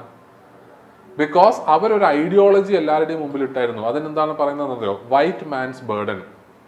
വൈറ്റ് മാൻസ് ബേർഡൻ എന്ന് പറഞ്ഞ ഒരു ഐഡിയോളജി വൈറ്റ് റേസിൽപ്പെട്ട ആൾക്കാരുടെ ഉത്തരവാദിത്വമാണ് ഈ ലോകത്തെ ബാക്കി റേസിലുള്ള ആൾക്കാരെ സിവിലൈസ് ചെയ്യാന്നുള്ളത്. അതുകൊണ്ട് അവർ പറയുന്നത് എന്താണ്? വൈറ്റ്സ് വളരെയധികം സുപ്പീരിയർ ആണ്, സിവിലൈസേഷണലായിട്ടും അല്ലെ റേഷ്യലായിട്ടും അവർ വളരെ സുപ്പീരിയർ ആണ്, മറ്റുള്ളവർ അവരെക്കാളും താഴെയാണ്. ഈ ഒരു സൈക്കോളജിക്കൽ ഡോമിനൻസ് ആണ് ശരിക്കും ബ്രിട്ടീഷിന് ഇന്ത്യയിൽ ലോങ് പീരിയഡ് ഓഫ് ടൈം ഭരിക്കാൻ പറ്റിയത്. നമ്മൾ ഇന്നും പറയില്ലേ, നമുക്കൊരു കൊളോണിയൽ ഹാങ് ഓവർ ഉണ്ട്. ഇപ്പോഴും നമ്മൾ വൈറ്റ്സിന്റെ അടുത്തൊരു അമിതമായ എന്ത് കാണിക്കുന്നുണ്ട്? റെസ്പെക്ട് കാണിക്കുന്നുണ്ട്. അത് എന്തിന്റെ ഭാഗമാണ്? നിങ്ങൾ ആലോചിക്കണം. എത്രയോ കാലം മുമ്പ് അവർ ക്രിയേറ്റ് ചെയ്ത ഒരു ഐഡിയോളജിയാണ്. ആ ഐഡിയോളജിയുടെ ആഫ്റ്റർ എഫക്റ്റ് ഇന്നും ആൾക്കാരിലുണ്ട് അല്ലെ. അത്രയും സ്ട്രോങ് ആണ് ഈ ഐഡിയോളജി. നിങ്ങൾ ആലോചിച്ചിട്ടുണ്ടോ എന്തുകൊണ്ടാണ് ഭരണം മാറുമ്പം ടെക്സ്റ്റ് ബുക്കുകൾ മാറ്റുന്നത്? നിങ്ങൾ എപ്പോഴും കാണുന്നുണ്ടാവും, ഭരണം മാറി വരുമ്പോഴത്തേക്ക് ആദ്യം ചെയ്യുന്ന കാര്യം ടെക്സ്റ്റ് ബുക്കുകൾ മാറ്റുക എന്നുള്ളതാണ്. ബിക്കോസ് എഡ്യൂക്കേഷനും വളരെ ഇമ്പോർട്ടൻ്റ് ആയിട്ടുള്ള ഒരു ഐഡിയോളജിക്കൽ ഡിവൈസ് ആണ്. കാരണം ചെറിയ കുട്ടികളിൽ അവർക്ക് താല്പര്യമുള്ള, അവർക്ക് ഞാൻ ഉദ്ദേശിക്കുന്ന റൂളിംഗ് ക്ലാസ്സിന് താല്പര്യമുള്ള കുറേ സാധനങ്ങൾ ചെറുപ്പത്തിലെ അവരുടെ തലയിലേക്ക് ഇൻജെക്ട് ചെയ്താൽ ലോങ് ടേമിൽ അവർക്ക് സപ്പോർട്ടേഴ്സിന് കിട്ടും. അതുകൊണ്ടാണ് ഒരു പാർട്ടി കയറുമ്പോൾ ആ പാർട്ടിയുടെ ഐഡിയൽസുമായി ബന്ധപ്പെട്ടിട്ടുള്ള സാധനങ്ങളെ മെല്ലെ ടെക്സ്റ്റ് ബുക്കിൽ തിരികെ കയറ്റും. ചെറുപ്പത്തിലെ കുട്ടികൾ പഠിക്കുന്ന എന്താണ്? ഇങ്ങനെയുള്ള കുറേ സാധനം. അപ്പോൾ അവർക്ക് അതിൻ്റെ അടുത്ത് എന്തുണ്ടാവും? ഒരു അഫിലിയേഷൻ ഉണ്ടാവും. ഈ അഫിലിയേഷൻ എന്താവും? ലോങ് ടേമിൽ ആ പാർട്ടിക്ക് സപ്പോർട്ടേഴ്സിനെ ക്രിയേറ്റ് ചെയ്യാണ് അല്ലെ. അതിനൊരു കൗണ്ടർ ഐഡിയോളജി ഡെവലപ്പ് ചെയ്താൽ മാത്രമേ അതിനെ തകർക്കാൻ പറ്റുള്ളൂ. ഐഡിയ മനസ്സിലാവുന്നുണ്ടോ? ഇങ്ങനെ പല ടൂൾസ്. ഇപ്പോഴത്തെ കാലത്ത് ഏറ്റവും മെയിൻ ആയിട്ടുള്ള ഐഡിയോളജിക്കൽ കണ്ടീഷനിങ് ഡിവൈസ് ആണ് സോഷ്യൽ മീഡിയ. ഓക്കെ, ഈ സോഷ്യൽ മീഡിയനെ കുറിച്ചിട്ട് പറയുന്ന ഒരു കാര്യമാണ്, ഈ സോഷ്യൽ മീഡിയ ശരിക്കും പറഞ്ഞാൽ ഒരു എക്കോ ചേംബേഴ്സ് ക്രിയേറ്റ് ചെയ്യുന്ന പറയും. എക്കോ ചേംബേഴ്സ് എന്ന് ഉദ്ദേശിക്കുന്നത്, ഈ എക്കോ ചേംബർ കേട്ടിട്ടുണ്ടോ? നമ്മൾ പറയുന്നതിനെ തിരിച്ച് നമ്മൾക്ക് കേൾക്കുന്ന ചേംബർ, നമ്മൾ എക്കോ അടിക്കുന്നില്ലേ? അങ്ങനെ ഒരു എക്കോ ചേംബർ എന്ന് പറയും. എന്താണ് ഈ എക്കോ ചേംബർ? നിങ്ങൾ ശ്രദ്ധിച്ചിട്ടുണ്ടാവും. അതായത് നിങ്ങൾ യൂട്യൂബിലും മറ്റ് സോഷ്യൽ മീഡിയ പ്ലാറ്റ്ഫോംസിൽ എന്തിനെക്കുറിച്ചാണോ കൂടുതൽ സെർച്ച് ചെയ്യുന്നത് അത് തന്നെയായിരിക്കും നിങ്ങളുടെ സജഷൻസും. അതിൻ്റെ പല വിധത്തിലുള്ള സാധനങ്ങളാണ്. അതിൻ്റെ വേറൊരു ഓൾട്ടർനേറ്റീവ് വ്യൂ പോയിന്റ് നിങ്ങൾക്ക് കാണാൻ പറ്റില്ല അല്ലേ. ഇപ്പം എൻ്റെ യൂട്യൂബ് തുറന്നു കഴിഞ്ഞാൽ എപ്പോഴും കാർട്ടൂണും അങ്ങനത്തെ കാര്യങ്ങളാണ്. കാരണം എൻ്റെ മോൾ എപ്പോഴും അതാണ് കണ്ടുകൊണ്ടിരിക്കുന്നത്. അതുകൊണ്ട് എൻ്റെ യൂട്യൂബിൽ ഫുള്ള് റൈംസും അങ്ങനത്തെ സാധനങ്ങളാണ്. ഇപ്പം നിങ്ങൾ സ്ഥിരമായി കേൾക്കുന്നത് സപ്പോസ് ഒരു ലെഫ്റ്റ് വിങ് ഐഡിയോളജി ആയിട്ട് ബന്ധപ്പെട്ടിട്ടുള്ള കാര്യങ്ങളാണെങ്കിൽ നിങ്ങളുടെ സജഷൻസിൽ മൊത്തം എന്തായിരിക്കും? ലെഫ്റ്റ് വിങ് ആണ്. അപ്പോൾ ഇവിടെ നിങ്ങളൊരു ഓൾട്ടർനേറ്റീവ് കേൾക്കുമോ? ഇല്ല. നിങ്ങൾ റൈറ്റ് വിങ് ആണെങ്കിൽ നിങ്ങൾക്ക് റൈറ്റ് വിങ് തന്നെ വീണ്ടും വീണ്ടും സജഷൻസിൽ വന്നുകൊണ്ടേയിരിക്കും. ഇതെന്താ ക്രിയേറ്റ് ചെയ്യുന്നത്? ഇതിൻ്റെ അപ്പുറത്തേക്ക് ഒരു ഐഡിയോളജി ഉണ്ടെന്നും ഇതിനൊരു ഓൾട്ടർനേറ്റീവ് ഐഡിയ ഉണ്ടെന്നും നമുക്ക് മനസ്സിലാവില്ല. നമ്മൾ വരിക്കും എല്ലാവരും ഇതിനെക്കുറിച്ചിട്ടാണ് സംസാരിക്കുന്നത്. എല്ലാവരും ഇതേക്കുറിച്ചിട്ടാണ് സെർച്ച് ചെയ്യുന്നത്. അപ്പം ഇതാണ് ഇപ്പോഴത്തെ ട്രെൻഡ്, അല്ലെങ്കിൽ ഇതാണ് എല്ലാവരും ഫോളോ ചെയ്യുന്ന കാര്യം എന്ന് നമ്മൾ എന്ത് ചെയ്യുന്നു വിചാരിക്കുകയാണ്. കാരണം നമുക്ക് കിട്ടുന്ന സജഷൻസ് മൊത്തം അതാണ്. ക്ലിയർ അല്ലേ? ഐഡിയ മനസ്സിലായോ? അപ്പം ഇങ്ങനെ ഐഡിയോളജിക്കലി ഒരു സൊസൈറ്റിയിലുള്ള ആൾക്കാരെ കണ്ടീഷൻ ചെയ്യാൻ വേണ്ടി ഉപയോഗിക്കുന്ന ടൂൾസിനെയാണ് നമ്മൾ എന്ത് വിളിക്കുന്നത്? Ideological conditioning device. David Cooper പറയുന്നത് ഫാമിലി അതിനകത്ത് ഏറ്റവും ഇമ്പോർട്ടൻ്റ് ആയിട്ടുള്ള എന്താണ്? ഒരു ഐഡിയോളജിക്കൽ കണ്ടീഷനിങ് ഡിവൈസ് ആണ്. എന്തുകൊണ്ട്? ഇയാളൊരു മാർക്സിയൻ ആണെന്ന് ഞാൻ പറഞ്ഞു. നിങ്ങൾക്ക് ഇതുവരെ പറഞ്ഞ ക്ലിയർ അല്ലേ? ഓക്കെ ആണല്ലോ? കുഴപ്പമൊന്നുമില്ലല്ലോ? ഓക്കെ. ഞാൻ സ്പീഡ് കൂട്ടണോ കുറക്കണോ അങ്ങനെ എന്തെങ്കിലും സജഷൻ ഉണ്ടോ? സ്പീഡ് കൂട്ടണോ കുറക്കണോ? ഇതേപോലെ പോയാൽ മതിയില്ലേ? ഓക്കെ. നൗ നമ്മൾ മാർക്സിയൻ തിങ്കർ ആണെന്ന് പറഞ്ഞു. ഈ മാർക്സിയൻ തിങ്കേഴ്സ് ഈ ഐഡിയോളജിക്കൽ കണ്ടീഷനിങ്ങിനെ കുറിച്ചിട്ടൊക്കെ സംസാരിക്കുന്നത് എപ്പോഴും ഒരു വ്യൂ പോയിന്റിൽ നിന്നാണ്. അവരുടെ വ്യൂ പോയിന്റ് എന്താണ്? മാർക്സിനെ കുറിച്ച് നിങ്ങൾ കേട്ടിട്ടുണ്ടാവല്ലോ, താടിയൊക്കെ വെച്ചൊരു മനുഷ്യനെ കാണാറില്ലേ? ഈ പാർട്ടിയുടെ സമ്മേളനത്തിന്റെ സ്ഥലത്തൊക്കെ പോയാൽ കാണും. ഓക്കെ.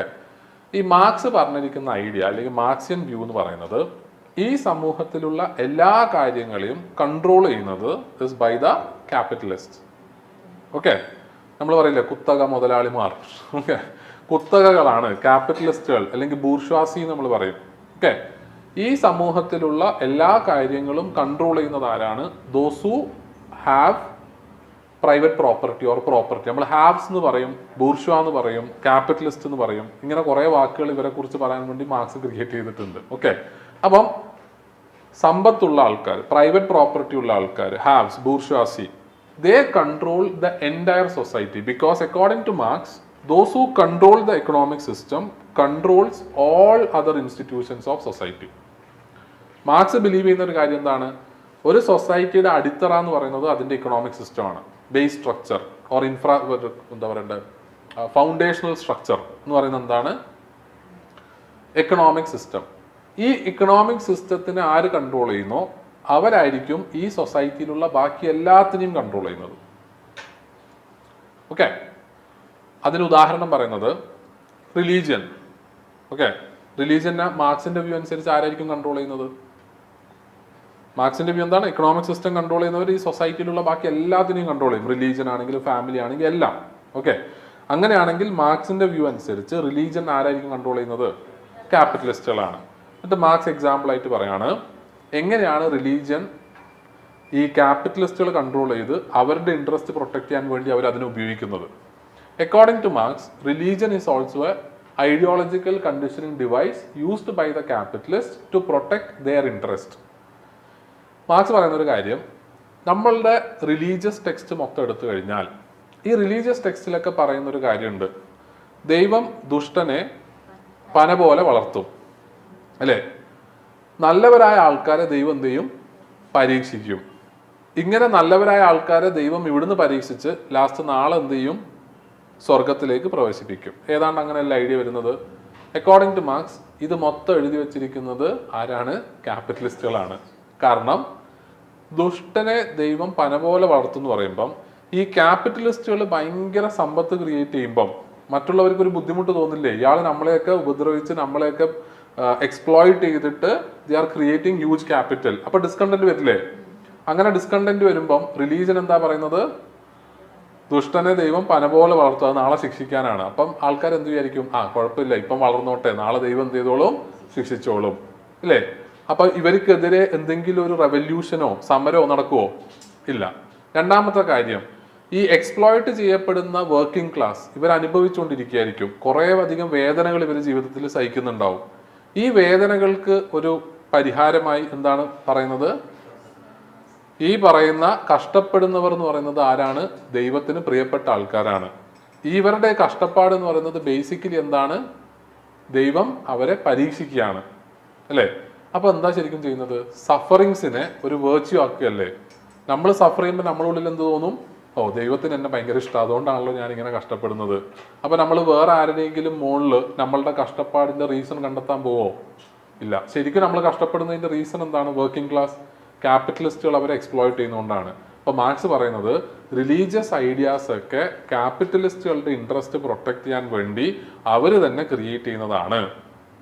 ഇതേപോലെ തന്നെയാണ് ഫാമിലിനെ കുറിച്ച് ഡേവിഡ് കൂപ്പർ പറയുന്നത്. ഫാമിലി ക്യാപിറ്റലിസ്റ്റുകളുടെ ഇൻട്രസ്റ്റ് പ്രൊട്ടക്ട് ചെയ്യാൻ വേണ്ടി ക്രിയേറ്റ് ചെയ്തിരിക്കുന്ന ഒരു ഇൻസ്റ്റിറ്റ്യൂഷനാണ്.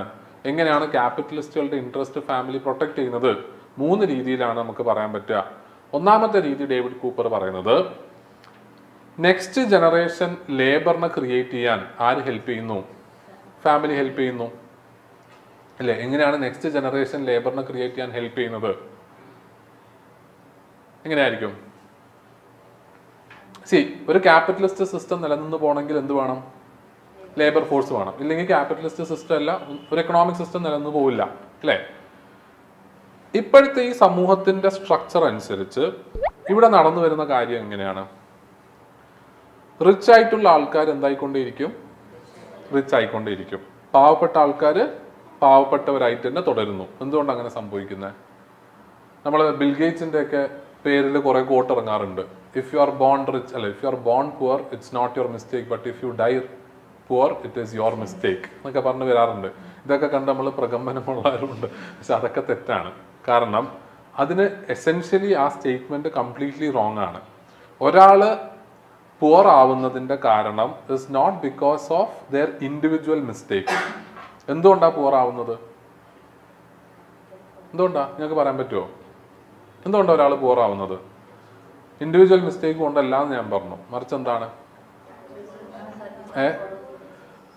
സൊസൈറ്റിയുടെ സ്ട്രക്ചറാണ് അതിന് കാരണം. സൊസൈറ്റിയുടെ സ്ട്രക്ചറിന് എന്താ പ്രോബ്ലം? നിങ്ങൾ ആലോചിക്കുക, ഞാൻ ഒരു പുവർ ആയിട്ടുള്ള ഫാമിലിയിൽ ജനിച്ചാൽ എൻ്റെ ലൈഫ് ചാൻസസ് വളരെ ലിമിറ്റഡ് ആണ് അല്ലേ? എനിക്ക് എഡ്യൂക്കേഷൻ കിട്ടാനുള്ള സാധ്യതകൾ വളരെ കുറവല്ലേ അല്ലേ? എനിക്ക് എഡ്യൂക്കേഷൻ കിട്ടിയാലും എൻ്റെ ഫാമിലിക്ക് വലിയ കോണ്ടാക്ട്സ് ഇല്ലാത്തത് കൊണ്ട് എഡ്യൂക്കേഷൻ ഉള്ളവർക്കും നല്ല ജോബ് കിട്ടാനുള്ള സാധ്യതയും കുറവല്ലേ?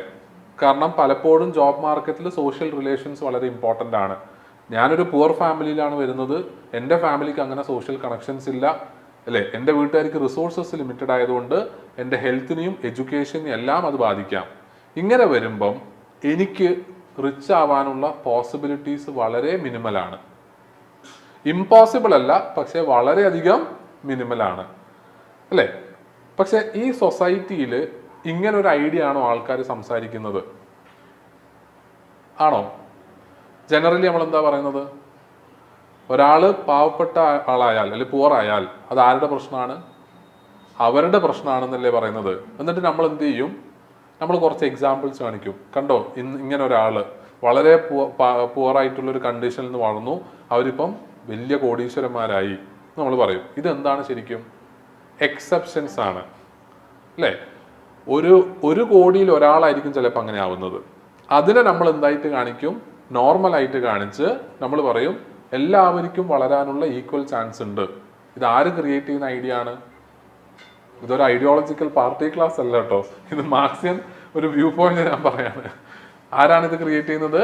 മാർക്സിയൻ വ്യൂ പറയുന്നത് ക്യാപിറ്റലിസ്റ്റുകളാണ്. കാരണം നമ്മളെല്ലാവരും റിയലൈസ് ചെയ്യുന്നു നമ്മളുടെ ഈ പ്രോബ്ലത്തിന്റെ റീസൺ നമ്മളാണെങ്കിൽ അല്ലേ, നമ്മളെല്ലാവരും എന്ത് ചെയ്യും അല്ലേ? നമ്മൾ ഈ പ്രോബ്ലത്തിന്റെ കാരണം സോഷ്യൽ സ്ട്രക്ചർ ആണെന്ന് നമുക്ക് മനസ്സിലാവുന്നു. ഈ സമൂഹം നമ്മളെ വളരാൻ അനുവദിക്കുന്നില്ല, കാരണം ഈ സമൂഹത്തിന്റെ സ്ട്രക്ചർ അങ്ങനെയാണ് എങ്കിൽ നമ്മൾ എന്ത് ചെയ്യും? ഈ സിസ്റ്റത്തിനെതിരെ നമ്മൾ ഫൈറ്റ് ചെയ്യും. പക്ഷേ നമ്മളടുത്ത് ഒരു ഐഡിയ തരികയാണ്, നിങ്ങളുടെ ഈ അവസ്ഥക്ക് കാരണം നിങ്ങൾ തന്നെയാണ്. അപ്പൊ നമ്മൾ എന്ത് ചെയ്യും? നമ്മളെ തന്നെ ബ്ലെയിം ചെയ്യും അല്ലേ? അപ്പം ഫാമിലി എങ്ങനെയാണ് റീപ്രൊഡ്യൂസിങ് ലേബർ ആവുന്നത്? ഒരു ലേബർ ക്ലാസിന്റെ ഫാമിലിയിൽ നിന്ന് ലേബർ ക്ലാസ് തന്നെ വരാനുള്ള സാധ്യതകളല്ലേ കൂടുതൽ? ബിക്കോസ് ലിമിറ്റഡ് റിസോഴ്സസ് കാരണം എഡ്യൂക്കേഷനോ അതിൻ്റെ മുകളിലുള്ള ഒരു സോഷ്യൽ മൊബിലിറ്റിയോ അല്ലെങ്കിൽ ഉയർച്ചയോ കിട്ടാനുള്ള സാധ്യതകളും ചാൻസസും വളരെ മിനിമലാണ് അല്ലേ? അപ്പം ലേബർ ക്ലാസിൻ്റെ ഇടയിൽ ഒരു ഫാമിലി ഉണ്ടെങ്കിൽ അതിനകത്തുനിന്ന് വരുന്ന നെക്സ്റ്റ് ജനറേഷനും ക്യാപിറ്റലിസ്റ്റുകൾക്കുള്ള അടുത്ത ജനറേഷൻ ഓഫ് എന്താണ്? ലേബർ ആണ്. ഇതാണ് റീപ്രൊഡക്ഷൻ ഓഫ് ലേബർ. ക്ലിയർ ആണോ? ഐഡിയ മനസ്സിലായോ? ഇനി രണ്ടാമത്തെ കാര്യം, റീപ്രൊഡക്ഷൻ ഓഫ് ലേബർ മാത്രം പോരാ, അതിൻ്റെ കൂട്ടത്തിൽ എന്തും കൂടി വേണം? ആ ഐഡിയോളജിയും കൂടി ഇൻജെക്ട് ചെയ്യണ്ടേ? എന്നാലല്ലേ നല്ല ലേബറായി മാറുള്ളൂ. അതിന് ഫാമിലി എന്താ ചെയ്യുന്നത്? ഫാമിലി സോഷ്യലൈസേഷൻ പ്രോസസ്സിൽ ഇവർക്ക് എല്ലാവർക്കും കൊടുക്കുന്ന ഒരു ഐഡിയ എന്താണ്? നിങ്ങൾ നന്നായി അധ്വാനിച്ച് കഷ്ടപ്പെട്ട് നല്ലൊരു എന്തായി മാറണം? എംപ്ലോയി ആയി മാറണം അല്ലേ? അപ്പൊ ഐഡിയോളജിയും സെറ്റ്, റൈറ്റ്? ഇനി മൂന്നാമത്തെ കാര്യം, ഈ ആള് വലുതായി ജോബിന് കയറി കല്യാണം കഴിച്ചാൽ പിന്നെ ജന്മത്തിൽ ആ ജോബ് അവർ വിടില്ല. കാരണം എന്താണ്? ആ ജോബിൽ എന്തെങ്കിലും പ്രശ്നം വന്നാലും ആ ജോബ് വിടുമ്പോൾ അവരെന്താ ആലോചിക്കും? എൻ്റെ വീട്ടിൽ ഭാര്യയും കുട്ടികളും ഉണ്ട്, അവരെ നോക്കാൻ വേറെ വഴിയില്ല. അപ്പോൾ കമ്മിറ്റഡ് ആയിട്ടുള്ള വർക്കറിനെ കിട്ടില്ലേ? നമ്മൾ എന്ത് എക്സ്പ്ലോയിറ്റ് ചെയ്താലും അവർ ആ ജോബ് വിട്ട് പോവോ? ഇല്ല. കാരണം എന്താണ്? They have to take care of the family. അവരെ ബാർഗെയിനിങ് പവർ കുറയല്ലേ? എനിക്ക് എൻ്റെ ജോലി സ്ഥലത്ത് പോയിട്ട് പറയാൻ പറ്റും, എനിക്ക് ഇത്ര പൈസ തരണം, ഞാൻ ഇങ്ങനെയും വർക്ക് ചെയ്യുന്നുണ്ട്. അവർ പറയും തരാൻ പറ്റില്ല എന്ന് പറഞ്ഞാൽ ഓക്കെ ശരി ഞാൻ കണ്ടിന്യൂ ചെയ്തോളാം എന്ന് പറയാനല്ലാതെ വേറെ വകുപ്പില്ല. Because they have a family to take care. ഈ 3 കാരണങ്ങൾ കൊണ്ട് ക്യാപിറ്റലിസ്റ്റ് സിസ്റ്റത്തിന് ഫാമിലിയിൽ നിന്ന് എന്തൊക്കെ കിട്ടുന്നു? ലേബറിന് റിപ്രൊഡക്ഷൻ ഓഫ് ലേബർ ഉണ്ട്, അതിന് നല്ല ഐഡിയോളജി നിറച്ച് കമ്മിറ്റഡ് ആയിട്ടുള്ള ഒബീഡിയൻ ലേബറിനെ ക്രിയേറ്റ് ചെയ്യുന്നു. മൂന്നാമത്തതായിട്ട് എന്താണ്? ഒരു ഫാമിലി ഉള്ളത് കാരണം ഇവർക്ക് ഒരിക്കലും ജോബിൽ ബാർഗെയിനിങ് പവർ ഇല്ലാതെ വളരെ ഒബീഡിയൻ്റ് ആയി കണ്ടിന്യൂ ചെയ്യേണ്ട അവസ്ഥയും വരുന്നു. ബെസ്റ്റ് മിക്സ് അല്ലേ? അപ്പോൾ അതുകൊണ്ടാണ് ഡേവിഡ് കൂപ്പർ പറയുന്നത് ഫാമിലി ഒരു ഐഡിയോളജിക്കൽ കണ്ടീഷനിങ് ഡിവൈസ് ആണ് ഫോർ ക്യാപിറ്റലിസ്റ്റ്. ക്ലിയർ ആണോ? ഐഡിയ എല്ലാവർക്കും ക്ലിയർ ആയോ? മനസ്സിലായോ? എന്തെങ്കിലും ഡൗട്ട് ഉണ്ടോ നിങ്ങൾക്ക്? ഡൗട്ട് ഇല്ലാത്തതാണോ അല്ല ഡൗട്ട് ചോദിക്കാത്തതാണോ എന്ന് എനിക്കറിയില്ല. ഓൺലൈൻ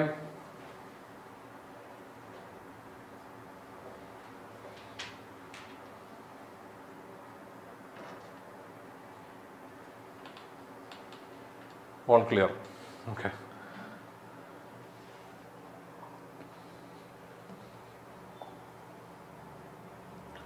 ഇനി നമുക്ക് ഇത്രയും സമയം നമ്മൾ ഡിസ്കസ് ചെയ്തത് എന്തായിരുന്നു? ക്രിട്ടിക്കൽ പെർസ്പെക്റ്റീവ് അല്ലെ? ക്രിട്ടിക്കൽ പെർസ്പെക്റ്റീവ് നമ്മൾ ആരൊക്കെ കുറിച്ച് ഡിസ്കസ് ചെയ്തു? എഡ്മണ്ട് ലീസിനെ കുറിച്ച് പറഞ്ഞു, R.D. ലേങ്ങിനെ കുറിച്ച് പറഞ്ഞു, ഡേവിഡ് കൂപ്പറിനെ കുറിച്ച് പറഞ്ഞു. ഓക്കെ. ഇനി നമുക്ക് വെറുതെ ഒരു ആൻസർ എഴുതി നോക്കുന്നോ? ഇന്ന് വേണ്ട, ഇന്നൊരു മൂഡില്ല എന്നാണോ? ഓക്കെ. അങ്ങനെയാണെങ്കിൽ നാളെ ഞാനൊരു കാര്യം ചെയ്യാം, ഒരു ക്വസ്റ്റ്യൻ അങ്ങ് തരാം. ഓക്കെ, നിങ്ങൾ എഴുതിയിട്ട് വരിക, നമുക്ക് നാളെ അത് ഡിസ്കസ് ചെയ്യാം. സമയം വെറുതെ കളയേണ്ട ആവശ്യമില്ലല്ലോ. ഓക്കെ?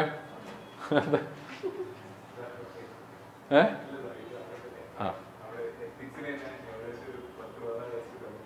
ഇത് വെറും 10 മിനിറ്റ് കൊണ്ട് എഴുതാൻ പറ്റുന്നതല്ലേ ഉള്ളൂ. കാരണം 10 മാർക്കിന്റെ ക്വസ്റ്റ്യന് യഥാർത്ഥ UPSC നമുക്ക് എത്ര ടൈം കിട്ടും? 7 മിനിറ്റ്സോ? അതെ, അറൗണ്ട് 7 മിനിറ്റ്സ്. ഓക്കെ. ഇപ്പൊ എഴുതി തീർക്കാനാണോ? എനിക്ക് പ്രശ്നമൊന്നുമില്ല, എനിക്കിപ്പോ എന്താ. ഓക്കെ, നിങ്ങൾക്കൊരു കാര്യം ചെയ്യാം. നമുക്ക് ഒരു ഓപ്പൺ ബുക്ക് ടെസ്റ്റ് ആണ്. ഓക്കെ, നിങ്ങൾ അങ്ങനെ ഓർത്തെഴുതേണ്ട ആവശ്യമൊന്നുമില്ല. നിങ്ങൾക്ക് സംശയം ഉണ്ടെങ്കിൽ നിങ്ങൾക്ക് ബുക്ക് നോക്കി എഴുതാം. കാരണം എനിക്ക് ഉറപ്പാണ് നിങ്ങൾ ബുക്ക് നോക്കി എഴുതിയാൽ എനിക്ക് നിങ്ങൾക്ക് പറഞ്ഞുതരാൻ ഒരുപാട് കാര്യങ്ങൾ ഉണ്ടാവും. ഓക്കെ, നിങ്ങൾ ബുക്ക് നോക്കി എഴുതാം. ഓക്കെ, എനിക്കാണെങ്കിൽ കൺഫ്യൂഷനായി. നിങ്ങൾക്ക് എങ്ങനെയാണ് നിങ്ങൾക്ക് താല്പര്യം? ഒന്ന് പഠിച്ചതിന് ശേഷം ബുക്ക് നോക്കാതെ എഴുതാനാണോ നിങ്ങൾക്ക് താല്പര്യം? അങ്ങനെയാണ് താല്പര്യം. അതാകുമ്പോൾ നിങ്ങൾക്ക് റിക്കലക്ട് ചെയ്യാൻ പറ്റുന്നുണ്ടോ എന്നൊക്കെ മനസ്സിലാവുള്ളൂ. എന്നാൽ ഓക്കെ, നിങ്ങൾ ക്വസ്റ്റ്യൻ എഴുതിക്കോ. ഓക്കെ, വളരെ simple and straightforward question ആയിരിക്കും, ഒന്നുകൊണ്ടും പേടിക്കാനില്ല. Write a short note on functionalist perspective on family. Write a short note on functionalist perspective on family. Okay?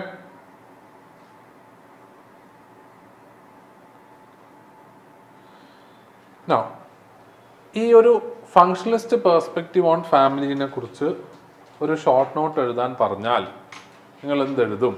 അതിനെക്കുറിച്ച് ഞാൻ ജസ്റ്റ് ഒന്ന് പറഞ്ഞത്, എന്നിട്ട് നമുക്ക് മാർക്സിസ്റ്റ് പെർസ്പെക്റ്റീവിലേക്ക് പോവാം. എങ്ങനെയാണ് നമ്മളെ ഒരു സ്ട്രക്ചർ ഉണ്ടാവേണ്ടത്? ഞാൻ ജസ്റ്റ് ഒരു സ്ട്രക്ചർ നിങ്ങൾക്ക് പറഞ്ഞുതരാം, ജനറൽ ടിപ്സും കൂടി തരാം, ബാക്കി നിങ്ങൾ എഴുതിയിട്ട് വരിക. ഓക്കെ, സോ ബേസിക്കലി നമ്മളുടെ ആൻസറിന് നമ്മൾ ഓൾറെഡി പറഞ്ഞൊക്കെ പോലെ 3 പാർട്ടായിരിക്കും അല്ലേ? Introduction, body, conclusion. റൈറ്റ്? നമ്മൾ സോഷ്യോളജിയിലെ ആൻസേഴ്സ് എഴുതുന്ന സമയത്ത് you need to understand that, ഞാൻ ഇന്നലെ പറഞ്ഞു, ഇൻട്രൊഡക്ഷൻ എന്ന് പറയുന്നത് എന്തായിരിക്കണം? ഒന്നുകിൽ നമ്മളുടെ ക്വസ്റ്റ്യനിൽ തന്നിരിക്കുന്ന കീ ടേംസിനെ ഡിഫൈൻ ചെയ്യുക, അല്ലെങ്കിൽ അതിനെ എക്സ്പ്ലെയിൻ ചെയ്യുക. ഓക്കെ, ഡെഫിനിഷനും എക്സ്പ്ലനേഷനും തമ്മിലുള്ള വ്യത്യാസം എന്താണ്? ഡെഫിനിഷൻ എന്ന് പറയുന്നത് ആരെങ്കിലും പറഞ്ഞതായിരിക്കും ഇത് ഇങ്ങനെയാണ്, അല്ലേ? എന്നാൽ എക്സ്പ്ലനേഷൻ എന്ന് പറയുന്നത് നമ്മൾ നമ്മളതായ ടേംസിൽ അത് ശരിക്കും എന്താണെന്ന് പറയുന്നു. ഓക്കെ, അതുകൊണ്ടാണ് കീ ടേം ഇൻ ദ ക്വസ്റ്റ്യനെ ഒന്നുകിൽ ഡിഫൈൻ ചെയ്യാം അല്ലെങ്കിൽ എക്സ്പ്ലെയിൻ ചെയ്യാം. ഈ തന്നിരിക്കുന്ന ക്വസ്റ്റ്യനിൽ 2 കീ ടേംസ് ഉണ്ട്. എന്തൊക്കെയാണ് 2 കീ ടേംസ്? ഫങ്ഷണലിസ്റ്റ് പെർസ്പെക്റ്റീവും ഫാമിലിയും, അല്ലേ? ഈ രണ്ടിൽ ഏതെങ്കിലും ഒരു കീവേഡിനെ നിങ്ങൾക്ക് എടുത്തിട്ട് എന്ത് ചെയ്യാം? ഒന്നുകിൽ ഡിഫൈൻ ചെയ്യാം അല്ലെങ്കിൽ എക്സ്പ്ലെയിൻ ചെയ്യാം. ക്ലിയർ ആണല്ലോ? ഇതാണ് ഇൻട്രൊഡക്ഷൻ. ഓക്കെ, ഇൻട്രൊഡക്ഷനിൽ നമ്മൾ ഒരിക്കലും ഹെഡിങ് കൊടുക്കരുത്. ഞാൻ റിപ്പീറ്റ് ചെയ്യുന്നു, ഹെഡിങ് കൊടുക്കരുത്. ഓക്കെ, ഇൻട്രൊഡക്ഷൻ എഴുതുന്നതിന് മുമ്പ് ചില ആൾക്കാർ എഴുതും ഇൻട്രൊഡക്ഷൻ, എന്നിട്ടുണ്ടാവും ഡെഫിനിഷനോ എക്സ്പ്ലനേഷനോ എഴുതുന്നത്. അങ്ങനെ ചെയ്യാൻ പാടില്ല. ഇൻട്രൊഡക്ഷൻ ഒരു പാരഗ്രാഫ്, അതിന് ഹെഡിങ്ങിന്റെയോ വേറൊന്നിന്റെയോ ആവശ്യമില്ല. നിങ്ങൾ എഴുതി തുടങ്ങുക നേരെ പാരഗ്രാഫ് ആയിട്ട്. ഇപ്പം ഇവിടെ നിങ്ങൾ ഫാമിലിനെ കുറിച്ചിട്ടാണ് ഡിഫൈൻ ചെയ്യുന്നതെങ്കിൽ family is A social group എന്ന് പറഞ്ഞാൽ എഴുതി തുടങ്ങുക, വേറെ ഹെഡിങ്ങിന്റെ ആവശ്യമില്ല. ഓക്കെ, അത് കഴിഞ്ഞ് ബോഡിയിലേക്ക് പോകുന്ന സമയത്ത് നിങ്ങളുടെ എന്താണോ ക്വസ്റ്റ്യനിൽ ചോദിച്ചിരിക്കുന്നത് അതിനെ നിങ്ങൾ ഹെഡിങ് ആയി കൊടുക്കുക. ഇവിടെ എന്താ ചോദിച്ചിരിക്കുന്നത്? Right a short note on functionalist perspective on family. അപ്പൊ ഇവിടെ നിങ്ങൾ എന്ത് ഹെഡിങ് കൊടുക്കും? ഫങ്ഷണലിസ്റ്റ് പെർസ്പെക്റ്റീവ് ഓൺ ഫാമിലി എന്ന് നിങ്ങൾ ഹെഡിങ് കൊടുക്കണം. ക്ലിയർ ആണോ? അല്ലേ? അതിനുശേഷം നിങ്ങൾ എന്ത് ചെയ്യണം? അതിന്റെ കണ്ടന്റ് എഴുതണം. ഓക്കെ, അത് ഞാനിപ്പോ ഡിസ്കസ് ചെയ്യുന്നില്ല, അത് നിങ്ങൾ എഴുതിയിട്ട് വരിക. ഇനി അത് കഴിഞ്ഞ് ഫൈനലി നമ്മൾ കൺക്ലൂഷൻ എഴുതണം. കൺക്ലൂഷൻ എഴുതുമ്പോഴും ഇൻട്രൊഡക്ഷൻ പറഞ്ഞതുപോലെ തന്നെ നിങ്ങൾ എന്ത് ചെയ്യാൻ പാടില്ല? ഹെഡിങ് കൊടുക്കേണ്ട ആവശ്യമില്ല കൺക്ലൂഷൻ. മറിച്ച് നിങ്ങളെ ബോഡി കഴിഞ്ഞു കഴിയുമ്പോൾ അടുത്ത പാരഗ്രാഫ് ആയിട്ട് അതൊരു കൺക്ലൂഷൻ എഴുതുന്ന പോലെ എഴുതാം, അല്ലേ? നമ്മൾ കൺക്ലൂഷൻ എഴുതുമ്പോൾ എങ്ങനെ എഴുതാം? സോ ഫാമിലി അങ്ങനെ പറഞ്ഞില്ല എഴുതാം, ഹെൻസ്, അല്ലേ? സോ ദെയർഫോർ എന്നൊക്കെ പറഞ്ഞ് നമ്മൾ അതൊരു കൺക്ലൂഷൻ പോലെ എന്ത് ചെയ്യാം? അത് എഴുതാം. ഇനി കൺക്ലൂഷൻ നമ്മൾ എന്താണ് ഉൾപ്പെടുത്തേണ്ടത്? എന്ത് ഉൾപ്പെടുത്തണം? ഞാൻ ഇന്നലെ നിങ്ങൾക്ക് പറഞ്ഞു, ഇൻട്രൊഡക്ഷനും കൺക്ലൂഷനും UPSC മാർക്സ് ഉണ്ട്. ഓക്കെ, രണ്ടിനും ഓരോന്ന് വെച്ച് മാർക്സ് ഉണ്ട്. ഈ 1 മാർക്ക് കൺക്ലൂഷന് കിട്ടണമെങ്കിൽ നമ്മൾ മോളിൽ എഴുതി വെച്ചിരിക്കുന്ന സാധനത്തിന്റെ ഒരു സമ്മറി പോലെ നമ്മൾ കൺക്ലൂഷൻ എഴുതിയാൽ മാർക്ക് കിട്ടില്ല. അങ്ങനെയാണ് ജനറൽ എല്ലാവരും ചെയ്യുക. സോ ഫാമിലിക്ക് നമ്മൾ മോളിൽ പറഞ്ഞ പോലെ ഫങ്ഷൻസ് ഉണ്ട്, എല്ലാം പറഞ്ഞ പോലെ കഴിഞ്ഞു, തീർന്നു, അത്ര നമ്മൾ എഴുതുന്നുള്ളൂ. പക്ഷെ അങ്ങനെ എഴുതരുത്. മറിച്ച് നമ്മൾ എന്ത് ചെയ്യണം? ഒന്നുകിൽ നിങ്ങൾക്ക് 3 ഓപ്ഷൻ ഞാൻ തരാം. ഈ 3 ഓപ്ഷനിൽ ഏത് വേണമെങ്കിലും നിങ്ങൾക്ക് ചെയ്യാം, depending on the demand of the question. ഇപ്പോൾ ഓരോ ക്വസ്റ്റ്യന്റെ ഡിമാൻഡ് അനുസരിച്ച് ഇതിൽ ഏതെങ്കിലും ഒരു ഓപ്ഷൻ ആയിരിക്കും ആപ്റ്റ് ആയി വരുന്നത്. സോ ഫസ്റ്റ് ഓപ്ഷൻ, നമ്മൾ എന്താണോ എക്സ്പ്ലെയിൻ ചെയ്യുന്നത് അതിന്റെ ഒരു ഓൾട്ടർനേറ്റീവ് ഐഡിയ നിങ്ങൾക്ക് എവിടെ കൊണ്ടുവരാം? കൺക്ലൂഷനിൽ കൊണ്ടുവരാം. ഓൾട്ടർനേറ്റീവ് ഐഡിയ എന്ന് ഉദ്ദേശിക്കുന്നത്, ഇപ്പൊ നിങ്ങളടുത്ത് what is Marxist critical perspective on ഫാമിലിനെ കുറിച്ച് എഴുതാൻ പറഞ്ഞാൽ നിങ്ങളുടെ കൺക്ലൂഷനിൽ ഓൾട്ടർനേറ്റീവ് ഐഡിയ എന്തായിരിക്കും? ക്രിട്ടിക്കൽ പെർസ്പെക്റ്റീവ് ഇതിന്റെ ഡിസ്ഫങ്ഷൻസിനെ കുറിച്ചിട്ടാണ് പറയുന്നത്, അല്ലേ? അപ്പൊ നിങ്ങളുടെ കൺക്ലൂഷനിൽ നിങ്ങൾക്ക് എന്തിനെ കുറിച്ച് എഴുതാം? ഇവൻ തോ മാർക്സിസ്റ്റ് പെർസ്പെക്റ്റീവ് അല്ലെങ്കിൽ ക്രിട്ടിക്കൽ പെർസ്പെക്റ്റീവ് ഫാമിലിനെ കുറിച്ച് കുറെ അധികം മോശം പറയുന്നുണ്ടെങ്കിലും ഫാമിലി ആസ് എൻ ഇൻസ്റ്റിറ്റ്യൂഷൻ ഇപ്പോഴും കുറെ ഇമ്പോർട്ടന്റ് ഫങ്ഷൻസ് ചെയ്യുന്നുണ്ട്, ലൈക്ക് സൈക്കോളജിക്കൽ സപ്പോർട്ട്, അല്ലെ, റീപ്രൊഡക്ഷൻ എക്സെട്ര എന്ന് പറഞ്ഞ് നിങ്ങൾക്ക് എഴുതാലോ. അത് ഓൾട്ടർനേറ്റീവ് ഐഡിയ അല്ലേ? നിങ്ങൾ ബോഡിയിൽ എഴുതിയിരിക്കുന്നത് മൊത്തം കുറ്റമാണ്. അപ്പൊ കൺക്ലൂഷനിൽ വന്നിട്ട് നിങ്ങൾ അതിന്റെ ഓൾട്ടർനേറ്റീവ് ആയിട്ട് അതിനെ കുറിച്ച് എന്ത് ചെയ്യാണ്? ഇങ്ങനെയൊക്കെ കുറ്റം പറഞ്ഞാലും അതിനെന്തുണ്ട്? കുറച്ച് നന്മയുണ്ട്, നമുക്ക് പറഞ്ഞ് നിർത്താം. ഇതാണ് ഒരു method of writing conclusion.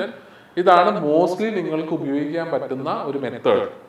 See, this is essentially very different from how you write conclusion in GS answers. Because in GS answers, mostly you might have got the direction that you have to end your answers in a positive note. അല്ലേ? കുറച്ച് forward looking ആയിരിക്കുക, വേ forward type, അല്ലേ? ഇങ്ങനെ ആയിരിക്കണം എന്നായിരിക്കും നിങ്ങൾക്ക് GS പറഞ്ഞിരിക്കുന്നത്. പക്ഷെ സോഷ്യോളജിയിൽ വേ ഫോർവേഡ് ഇല്ല. Right a short note on functionalist perspective on family, way forward ഉണ്ടോ? നിങ്ങൾ വേ ഫോർവേഡിൽ എന്ത് എഴുതും? അതുകൊണ്ട് തന്നെ ഫാമിലി ഇന്റീരിയറൈസേഷൻ പാടില്ല, ഫാമിലി കുറച്ചും കൂടി ഉഷാറാക്കണം, അങ്ങനെ പറയാൻ പറ്റുമോ? ഇല്ല. അവിടെ അതിന് പകരം നിങ്ങൾ എന്ത് എഴുതണം? അവിടെ ഓൾട്ടർനേറ്റീവ് ഐഡിയ നിങ്ങൾക്ക് എഴുതാം. ഇതാണ് ഒരു ആംഗിൾ.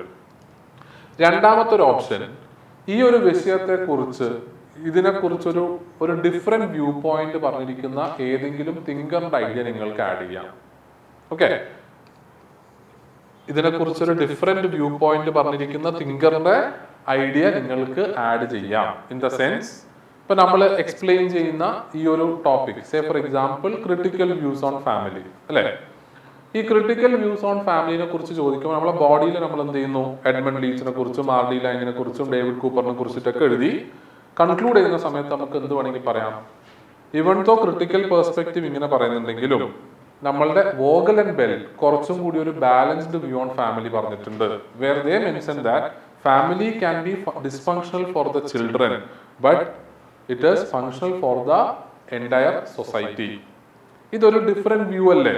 അതായത് അവർ ഫാമിലിനെ കുറ്റം പറയുന്നുണ്ട്, പക്ഷെ എന്നാലും അൾട്ടിമേറ്റ്ലി അവരെന്താ പറയുന്നത്, ഫാമിലി ഓവറോൾ നമ്മൾ നോക്കുവാണെങ്കിൽ ഫങ്ഷൻസ് ഉണ്ട് എന്നല്ലേ. ഇങ്ങനെയുള്ള തിങ്കേഴ്സിന്റെ കുറച്ചും കൂടി ബാലൻസ്ഡ് ആയിട്ടുള്ള എന്തെങ്കിലും വ്യൂ പോയിന്റ്സ് ഉണ്ടെങ്കിൽ നിങ്ങൾക്ക് പറയാം. ക്ലിയർ ആണോ? ഓക്കെ, ഇത് കുറച്ച് ഡിഫിക്കൽട്ട് ആണ്, ബിക്കോസ് നമുക്ക് അങ്ങനെ ഒരു തിങ്കറിന്റെ ഐഡിയ അപ്പം കത്തണം അല്ലെ, അത് എഴുതാൻ പറ്റണം, അതുകൊണ്ട് ഇത് കുറച്ച് ഡിഫിക്കൽട്ട് ആയിരിക്കാം. ക്ലിയർ അല്ലേ? ഓക്കെ, ഇനി മൂന്നാമത്തെ ഒരു ഓപ്ഷനാണ്, നമ്മൾ എന്തിനെ കുറിച്ചാണോ എഴുതുന്നത് അതിന്റെ പ്രസന്റ് സിറ്റുവേഷൻ എന്താണെന്നുള്ളതും നമ്മൾക്ക് കൺക്ലൂഷനിൽ എഴുതാം.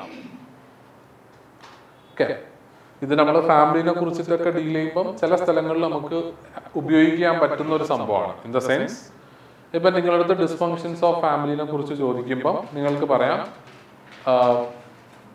ഇന്നത്തെ കാലത്ത് ഫാമിലിനെ കുറിച്ച് at the same time view points മാറിയിട്ടുണ്ട്, അല്ലെങ്കിൽ ഫാമിലിക്ക് ഡിസ്ഫങ്ഷൻസിനെ കുറിച്ച് നമ്മൾ മെൻഷൻ ചെയ്തു, ക്രിട്ടിക്കൽ വ്യൂവിനെ കുറിച്ച് മെൻഷൻ ചെയ്തു.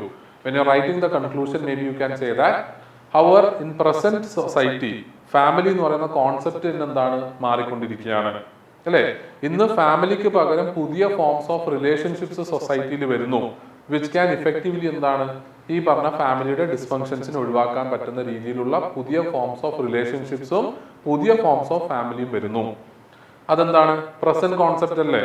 കാരണം നമ്മളിപ്പം ക്രിട്ടിക്കൽ തിങ്കേഴ്സിന്റെ വ്യൂ പോയിന്റിൽ നമ്മൾ എടുത്തിരിക്കുന്ന ഫാമിലിയൊക്കെ കുറച്ച് പണ്ട് എങ്ങനെയാണോ ഫാമിലീസ് ഉള്ളത് അതിനെ ആസ്പദമാക്കിയിട്ടാണ്.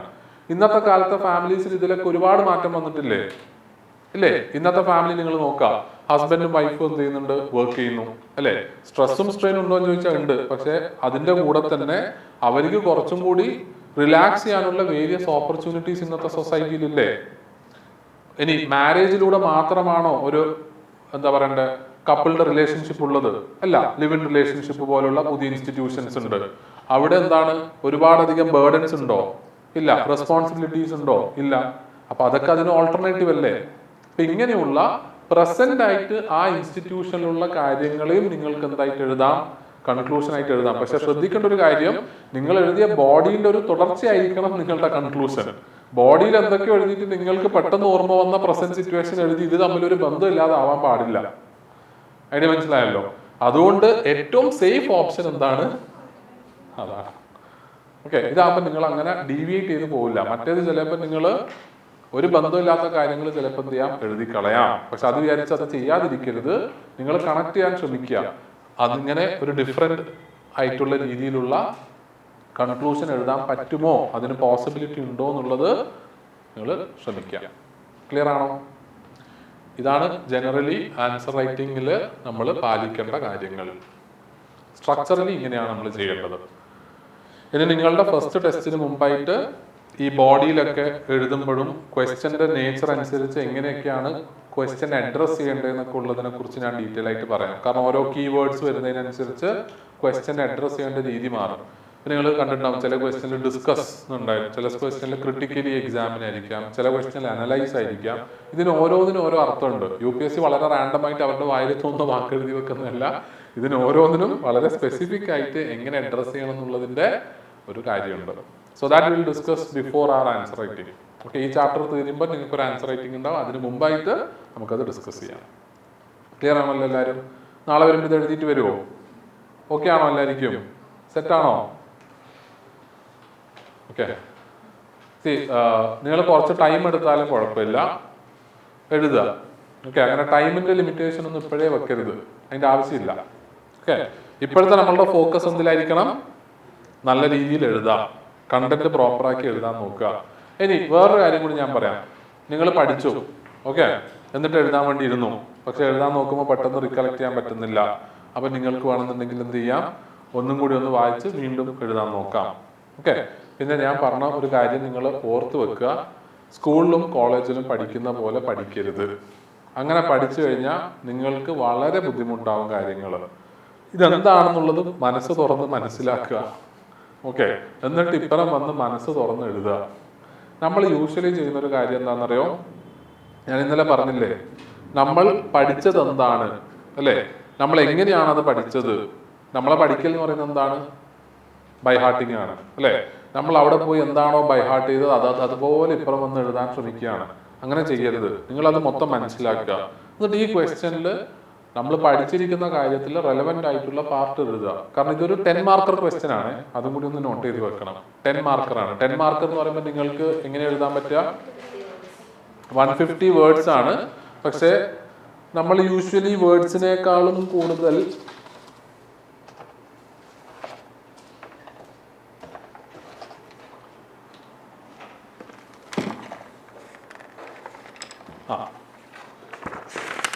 ഇതിപ്പോ എടുക്കുകയാണെങ്കിൽ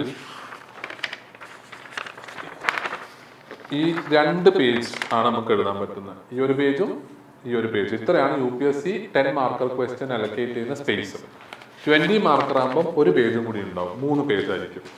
okay.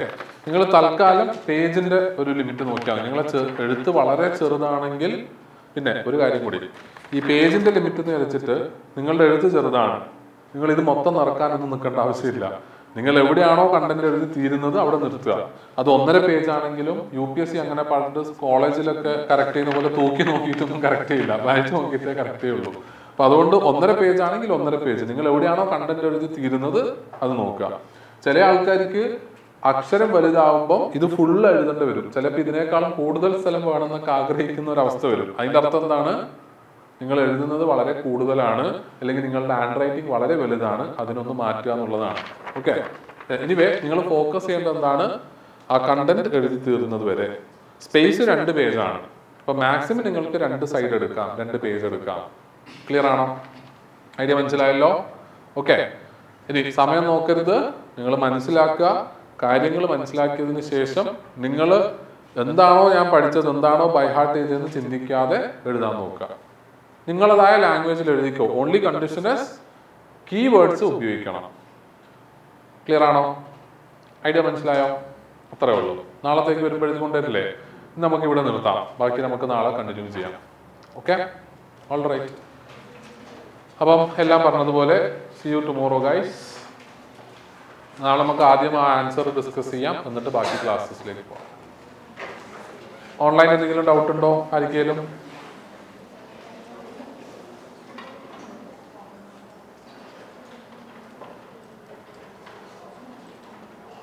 Okay, thank you. So bye bye, take care.